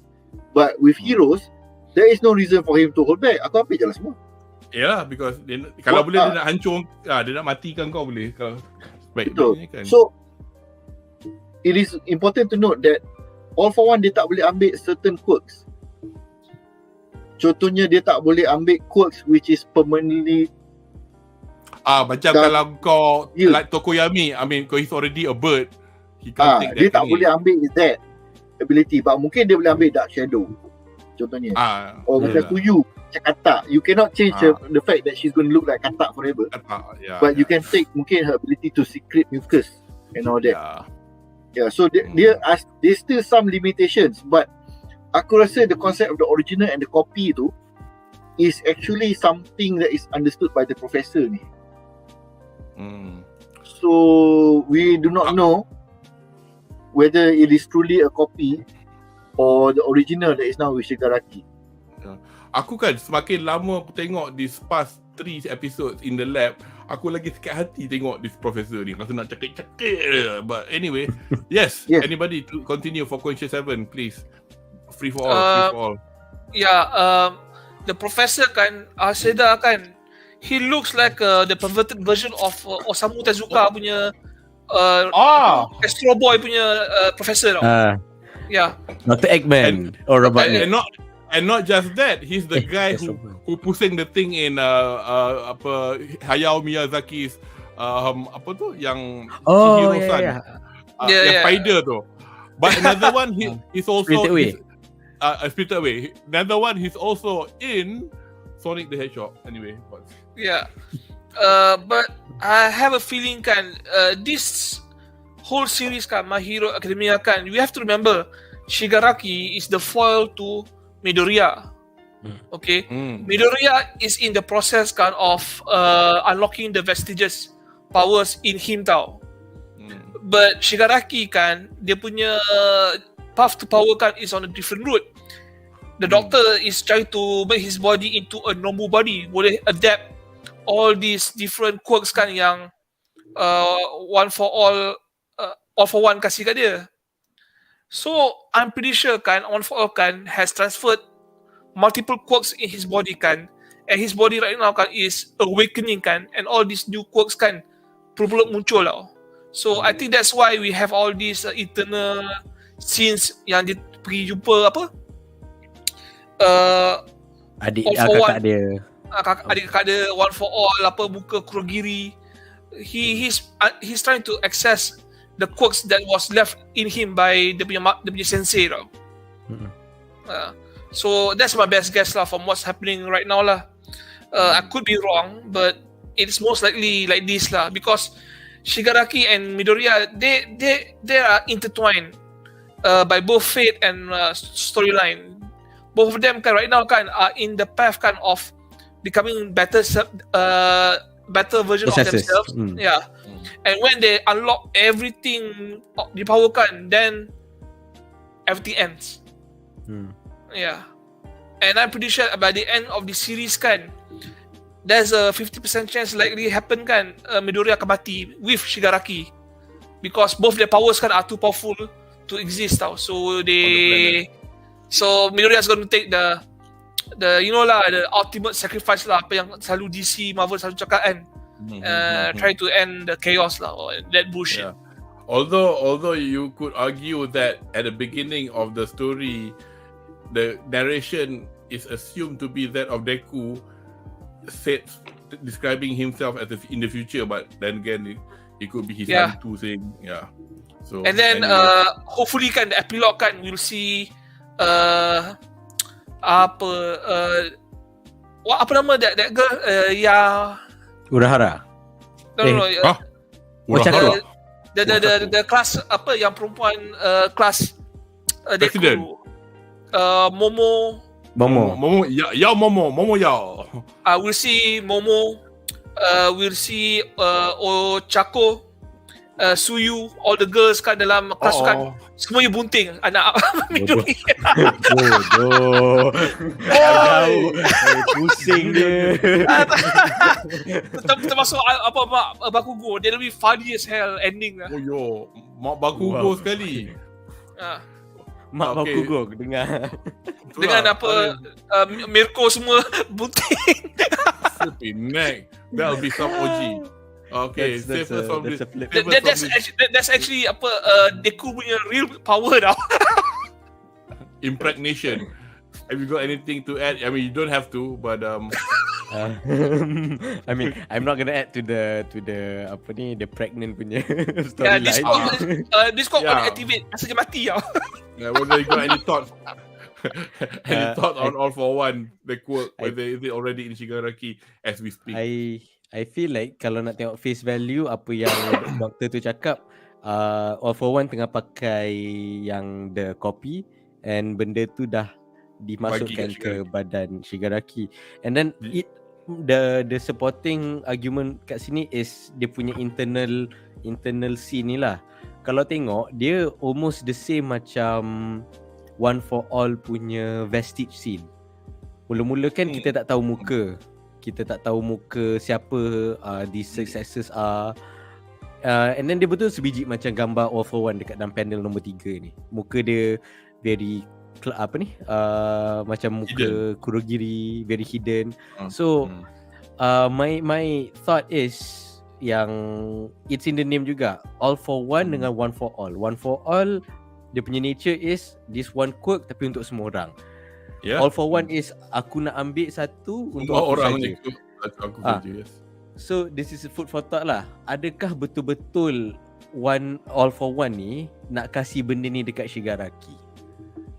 Sebab kalau fikir macam dia I don't think there's nice not in he doesn't have an iota of altruism in him, I think. So even kalau tengok dia punya scene nombor 3 tu, dia angkat tangan besar-besar, welcome. Macam kau you're a bit too happy for someone giving away your own quirk. Merisaukan jugalah. And yeah, but unless All for One punya long term plan kan, dia punya final plan kan is actually not just transfer all dia punya quirk to Shigaraki, but also his consciousness into Shigaraki tau. Mungkin juga that's one of the I was thinking juga. Basically like what? Orochimaru lah. Orochimaru, yes. Because in that way he has more to gain lah. Because you know, being a bastard that he is. No, you have to remember All for One for All, All for One, sorry. Dia punya physical body kan dah hancur tau. Yalah. So and then it's very in character jugalah. And then dia buat pun in a very roundabout way, which is how he likes. He's someone that has been living for like probably 100 years. He has the patience and has the twisted sense of humor to accomplish this. So it's not out of character lah. And I like dia punya scene yang panel nombor 2 ni, where the family is trying to hold him back. Which is save him. Brilliant segue into question 8. I'll leave you on screen as well. So dream sequence, I call it a dream sequence, but because dia macam that was just a period masa di dalam tu when Miruko memang pecahkan, and just about for him to complete the programming tapi tak. But bearing in mind masa when siapa President Mike left X-less with Shigaraki kan, X-less tengok dekat, hey, what's that thing? There's another computer that seems intact. So anyway, so this dream sequence sebelum Shigaraki dibangunkan nampaknya seperti peluang kedua untuk mencari kedamaian hati. I'm being a bit philosophical lagu Melayu at the moment. Namun ini tak tercapai apabila berdepan mendiang bapanya dan All for One. Adakah anda setuju dengan pandangan ini? And I'll just add this bit of comment from Dr. DXN Hokage Shigaraki dalam Koma World sebelum dia keluar dari dunia dia. So what are your thoughts? Is this just a dream? Is this just him? Is this can this be explained? I think this is dia macam scene season 5 juga lah. This is his inner conscience lah. Dia still budak, dia still ada that small hope. And I think this is a scene nak kata Mamat ni dah memang far gone lah. Dia even though dia punya families minta tolong dia, like begging to Jangan pergi. get away, jangan pergi. And then tiba-tiba keluar pula bapak dia. So dia macam, now this is spiteful lah. Do not hold me back. Dia bunuh not in the literal sense. Keep on talking. Yeah. Yeah, keep on talking. Dia I'm just changing the screen. I'm just changing the So screen. dia bunuh the family, and just to say like, okay, nothing is weighing me down. My past is irrelevant anymore. So I think we'll see a bigger impact than the one yang we'll see during end of season 5 lah. And to ask the question, to jawab question kenapa muka dia clouded macam tu, that's the theory lah, kata yang mungkin sebenarnya a part of All for One is still inside Shigaraki, and I know probably gonna be pulling Orochimaru lah kot. Sebab nampak less likely lah, very how it's going, nampak it makes sense kalau jadi macam tu. Aku lagi satu, because dari dulu pun dia orang tak tunjuk muka dia kan. I mean, yes. I think Shigaraki would have seen what he looked like when he was younger, because at that time but I think this is more for us, the reader and the audience, because just in case he wants to do a plot twist to say that this guy is I don't know. Anybody got any thoughts on this dream sequence? Nak cakap dulu. I like the fact that the family nak tolong dia, nak stop him from becoming jahat, tapi cara dia orang buat tu, cekik tengkuk dia, cekik pegang tangan dia, and basically those are all the arms, the hands yang dia selalu wear all this time. But I think moving forward he'll probably not be wearing any more of those anymore, because the role of those hands have been fulfilled lah, as far as All for One is concerned, and he is moving forward. So we are seeing the birth of a super villain now, who is going to replace All for One. Cuma itulah, it felt very similar when you mention macam Vestiges. Aku tak terbuat pula link antara All for One dengan One for All punya ni, where the current power in you, the previous user is hidden by dark smoke. So menjawab soalan yang you flash kejap tadi tu, that might be the actual case that the All for One has been transferred kepada Shigaraki. Sebab kita jangan lupa, All for One and One for All ni is like two halves of the same power. They don't share traits. Dia orang ada banyak benda yang dia orang dah bercampur aduk. So that's why you might be getting the same Vestige punya effect kat sini.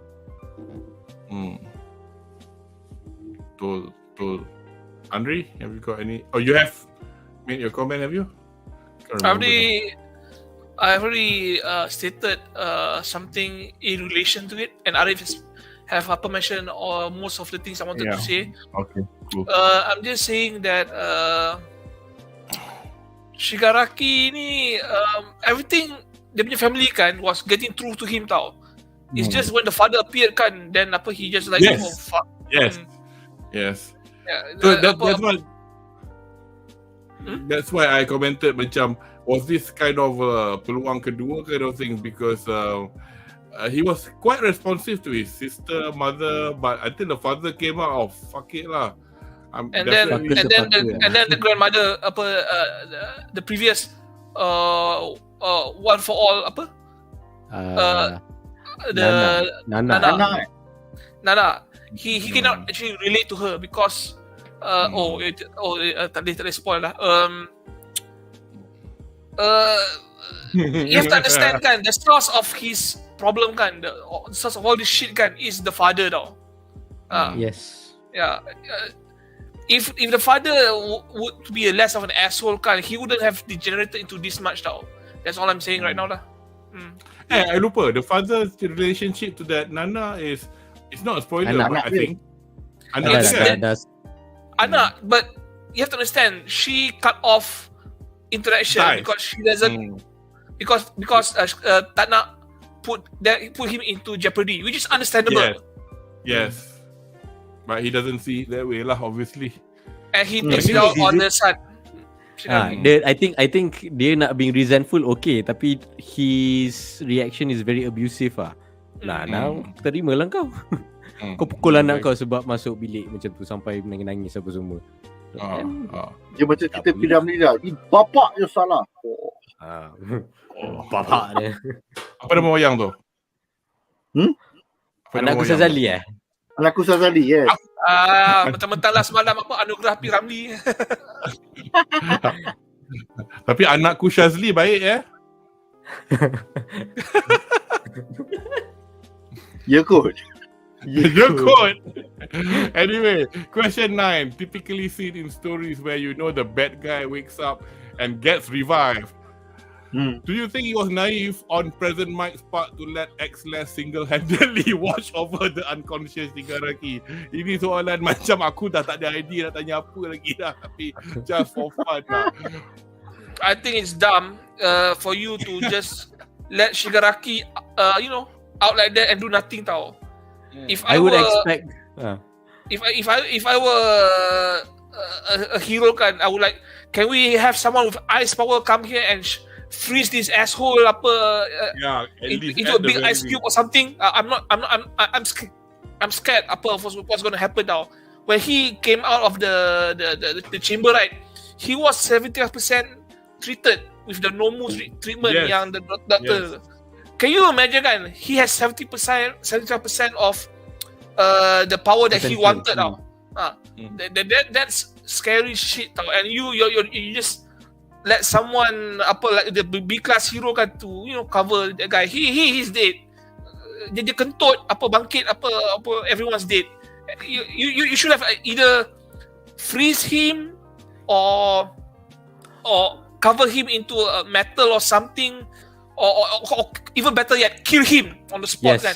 Yes. Do something. I would have double tapped that guy so hard. This is not a villain anymore. This is a WMD, weapon of mass destruction.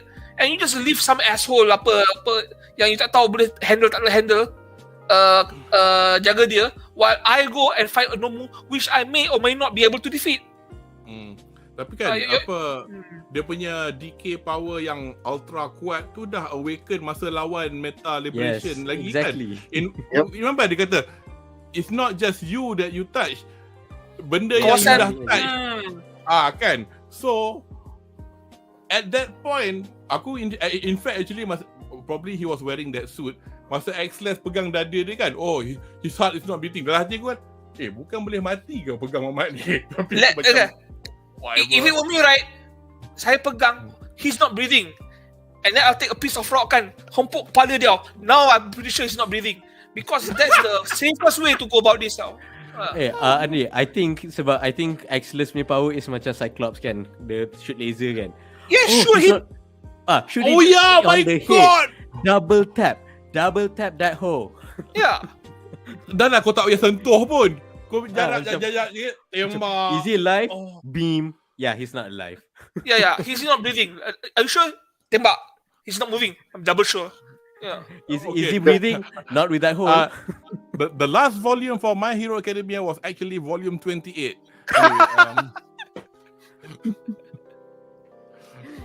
Tapi kalau dia buat macam tu tak jadi cerita lah kan. But still, ada the most pragmatic kan.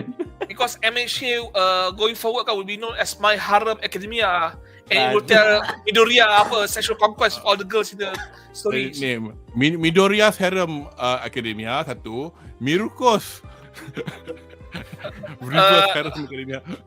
Hero Adventures, Miruko's Hero Adventures. Miruko's Hero Adventures. Tapi kan, I mean, Horikoshi did announce like a year ago that he wanted to, this is the final arc. So we are watching lah. Sesiapa yang, no spoilers in the chat please.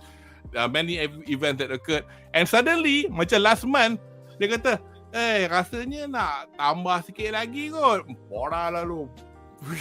Bro. When he said, this is the final arc kan, the Kodensha, all the publishing companies kan giving money lah. Shueisha. Ayalah. This is the final arc. This is the final arc. Dragon Ball ended. Lepas tu keluar Dragon Ball Super. Yeah. Dragon You Ball probably Z jadi Dragon Ball yeah. Super. That's probably what's gonna happen. My Hero Academia Super or something like that. Please don't do that. Please don't do that. Okay. Arif. I think soalan ni mungkin is like a no-brainer lah. Aku tak nak jawab pun tak apa. Tapi aku pun dah jawab dah basically. Macam Anda cakap double tap. Come on, it's the rule daripada Zombieland kan. It's the rule. Okay, if he's not breathing doesn't mean he's dead. This is a world of superpowers. Double tap that hole. Get a Glock something. Pam. Dead. If he wasn't dead, he's dead now. Yeah, I mean, you kill twice. Shigaraki should be no-brainer. Kill twice lah. Yeah, I mean, probably. Sorry. Yeah. Kalau kau potong kepala dia pun settle kot. Wah. Pull a hawk. I don't care. Because you see, I'm not sure what they intend to do if he was still alive. Kau nak tangkap dia ke? He can just destroy dia punya restraint. Habis jail tu pecah. Dia semua pecah semua tu, and then ini bukan macam One Piece. One Piece dia ada the apa stone, coral stone ya sebenarnya. Sea stone. Kau campak dia dalam kau ikat dengan sea stone, power aku dah tak boleh. Actually they do. Apa fruit user. Actually they do have. Huh? They do. They ingat tak waktu first season yang Nomu tu, dia ada that handcuff and also that coffin thing yang suppresses the quirk. Ada. Ada. It's not widely used. It's not. Okay. I feel like it's a big. Okay, in that case, the heroes are stupid for not bringing that. Correct. Okay. Lagi satu. This is probably very simplistic kind of thinking. Erasure pun dah tengok muka Shigaraki and cancel dia punya quote tak? Yes. Tapi Erasure kena duduk depan muka Shigaraki all the time lah. Tak, itu yang another stupid thing. Kalau kau nak, maybe dia orang tak perasan yang betul-betul ada Shigaraki dalam tu. Mirko pun tak cakap indirect kan. So, tapi kalau kau nak tangkap pun, kau kena hantar mamat yang boleh cancel or neutralize the threat lah. Kan, kalau kau tak nak bunuh pun. So, kau hantar orang yang I call him C tier at this point, C tier hero untuk jaga. So macam I mean, you tak bring those nullifying calves, those quirk destabilizers. The second thing you should do is kill him. Seriously, and you have the laser guy, the perfect guy to kill him. That's the best neutralizing agent ever, lasers. Yeah. Sometimes these heroes kan, they just purposely kan nak memburukkan keadaan tau, you know, at the cost of their lives tau. Biasalah cerita kan, kalau tidak nak buat macam mana. Komen-komen dari chat, family dia nak dia taubat. Yes, we think so as well. Tapi kan, my friend, family nak taubat, family dia dah mati. He killed him. Damn. Tapi sejarah Shigaraki memang dark yelah. Manga My Hero dah habis ke belum? Belum lagi. Kemungkinan dalam like what I said just now, dia nak kononnya nak bagi habis dah. Tapi lepas tu suddenly last month dia kata mungkin kita tambah sikit lagi kot. Dah agak tak kisah. My Hero punya manga is annoying right now sebab dia break tak tentu hala. Sekejap ada, sekejap tak ada. Aku dah macam ada ke tak ada minggu ni. Aku dah sakit hati dah nak baca sebenarnya. Also the pacing is teruk. Yes.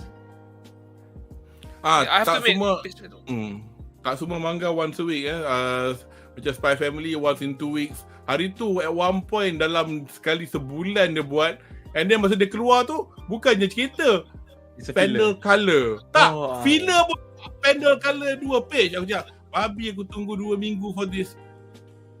Tapi yelah I pay $5.99 for the.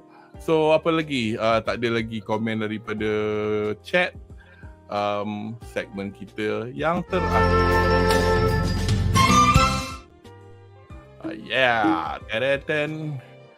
Harapan kita untuk episod 5 dan 6. So at the moment to date following yesterday's episode, kita tahu episod 5 berjudul The Thrill of Destruction, Hamitsu no Boruteji, akan disiarkan Sabtu depan 29/10/2022.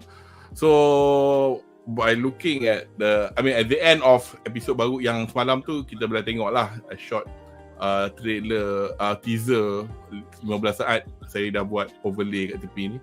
Obviously kita tahu Shigaraki has awakened. And then boleh nampak siapa Muhammad baju kuning tu? Gran Torino. Every time aku tengok nama dia, aku teringat wayang Clint Eastwood yang kereta hijau tu. Very sad film. And then obviously Deku dah terasa lah, because obviously the of his vestiges can detect he's woken up. And then there's a picture of Shigaraki holding a mic. And then the next picture was Gigantomachia. Dah perk up. So more mayhem lah. So it looks like, I was looking at the manga that mayhem is going on lah. So it's gonna be probably good for the next couple of episodes at the very least. Harapan dari panelists, please. So we'll start with Shaz. I'm hoping that Shigaraki, obviously we know that Gigantomachia will awaken lah finally. To turn the tide dekat Villa tu, but I'm actually hoping Shigaraki will just move forward and never it's not. Why you do here lah? Why I thought you were, they said you were dead.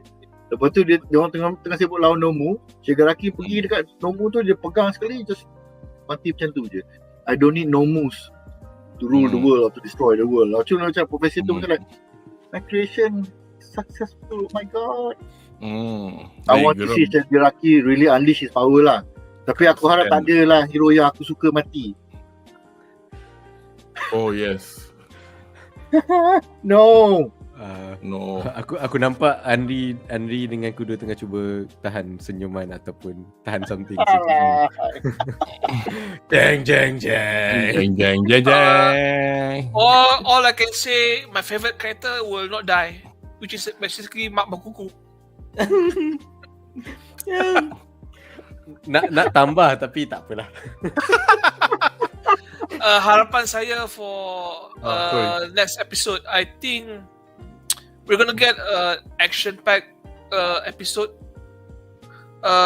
It's going to be an elevated scenario where the battle has reached into a higher pitch, but it will not end. It has not reached the the peak yet. Yeah. Crescendo. I hope after the following episode, after that, right, it's we'll see more of the the younger students, the class heroes in action, and hopefully back to Mirko lah, because I'm pretty sure next episode is going to be more Mirko-less episode lah. Because she's out of action, kena bantai. Oi, adegan gigit towel tu. Fuyo. Nampak ke? Itu towel ke atau apa suara dalam dia? I can't tell actually. Hey. She didn't bring a towel, okay? Tak, Endeavor yang bagi. So Endeavor buka spender dia kot. Nah, mulut. I don't know, maybe this is Endeavor punya fetish. He hasn't touched a robot for years. You never know. Oh my god, I can't believe I said that. But dia kata, bite this underwear. I'm coming in. I better not say it. I'm coming in real hard. I was gonna say dry, but there you go. But anyway, dry. Sorry.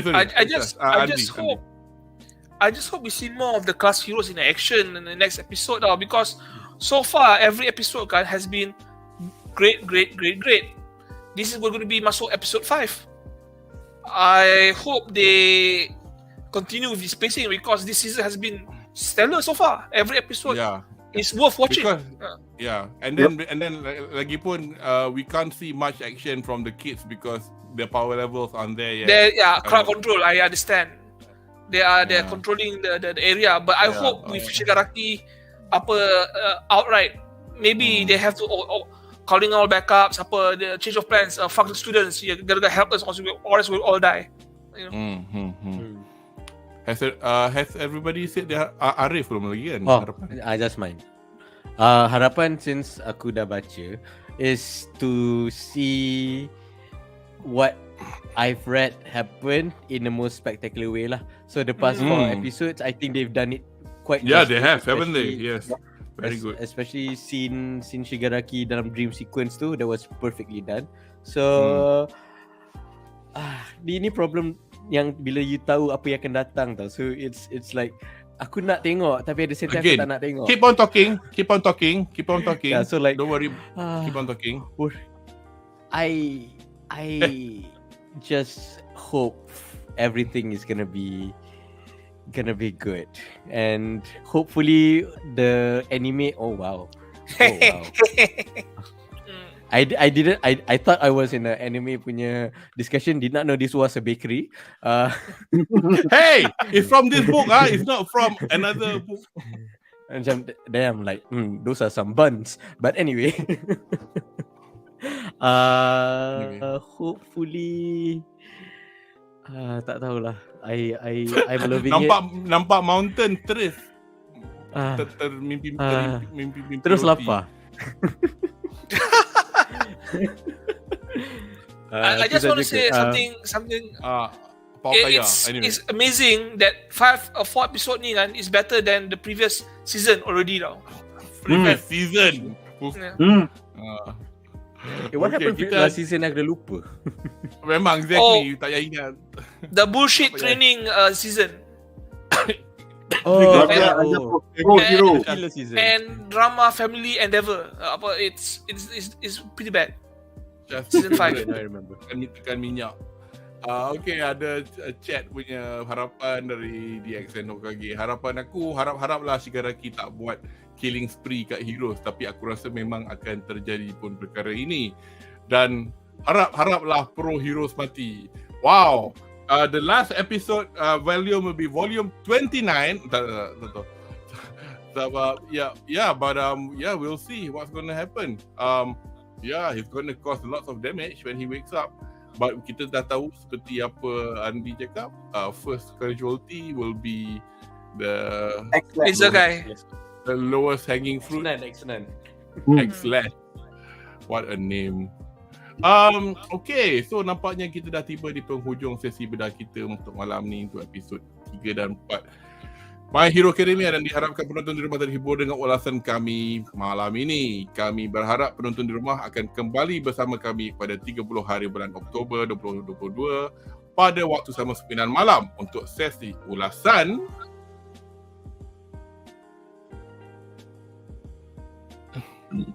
Chainsaw Man. Okay, I know you will be expecting Spy Family. Bukan kami fall out of love. Kami nak test. Okay, kalau next week ada seorang je nak tengok, kami pergi balik lah. Tapi macam ni, we're going to do episodes 1 until 3 pada pukul 9 malam. Because kami fikir pun macam Spy Family at this moment, except for episode yang kami belum cover lagi, which is the bit masa dia tangkap the ketua teroris tu kan. Tapi banyak cerita selepas itu macam bukan filler studio tu buat sendiri, but more along the lines of, kalau siapa yang baca manga Spy Not Family, moving the plot lah. Dia ada banyak short chapters, interesting cerita. Macam kalau anda ingat masa at the end of season Core 1 yang diorang pergi Penguin Aquarium tu kan, itu short chapter. Dia macam Arif cakap, it's not moving the plot forward. So in a way, kalau kami skip 1 week, kami katalah kembali ke Spy Family the week after, we can easily, because not just yang semalam punya episode, Sabtu depan punya episode pun ada 3 cerita. Kalau you tengok title dia, ada 3 cerita dalam tu. Bila tengok so it's not gonna be much. So we are not gonna see any advancement in the story as of yet. I mean, now we know that they've got a dog. Yeah, okay, but there's no further story at the moment. Tapi So let's hope lah, since ni the most overhyped anime, tak keluar anime pun orang dah hype. Lepas tu penuh dengan komen-komen dari pembaca manga, apa orang panggil, cheesing off anime only watchers. So kita thus far Buzzpop punya geng yang penonton semua semua nampak gaya, berwibawa, berhemah, God can speak, berhemah, so that yelah, we'll make it enjoyable for everybody lah. So let's hope we can. It is personally, I like the, not because of the hype. Memang cerita tu best kalau kena tengok dia buat elok-elok. So I'm not gonna go into any arguments. Banyak CGI ke, tak cukup CGI ke apa. Yang tu anda semua boleh cari sendiri daripada YouTube. Saya recommend pergilah ke Sakuga punya otaku punya YouTube and educate yourself on what is CGI and what benda-benda macam tu semua helps the current way of how you do animation. Memanglah buat dengan tangan dari scratch is best, tapi bila kau nak kejar deadline, buatlah kau semua dengan tangan. In fact, they've done a very good job doing it dengan tangan, making it look like digital. Aku tak dibayar oleh MAPPA. Anyway, MAPPA pun tak mampu nak bayar aku kot, because dia orang tak mampu nak bayar tak mampu nak bayar staff dia orang sendiri. Correct. You know, they get to you, not MAPPA. Okay, ni bukan nak I watched an interview, they said berapa frame kau bayar? $2 satu frame, $2 which is 200 yen. 200 yen for one frame. Kau berapa jam kau nak duduk situ? Tapi tak kisahlah, tapi itu by the by. So hopefully kami itulah, at least saya dengan Andri dah confirm will be here to talk about Gentleman. InsyaAllah kalau dapat Andri, Syaz dan Arif boleh join. At the very least kami tahu our friend Nazir Khan, he's interested to join, so at least we've got at the very least a panel of 3. Kalau Nazir join pun tumbat lah, kita buat panel of 5, doesn't matter. So kepada anda yang baru ke sesi kami, jangan lupa untuk melanggan, kongsi dan tenyah butang like untuk kedua-dua laman YouTube Stomachofchaos dan Buzzpop TV, laman pop culture suka ramai Malaysia. So terima kasih kerana sudi bersama kami. Kepada rakan panelis saya hari ini, Otsukaresama deshita. Kepada Syaz, Arif dan Andri dan saya, Kudomo Harizu, Ijo desu. Mata today. Shall we do the rabbit ears again or buat je lah? Oh, Mirko! Sorry, I have to put my fingers away to end the broadcast. Okay, guys. See you next week, all. Okay, take care. Damn it.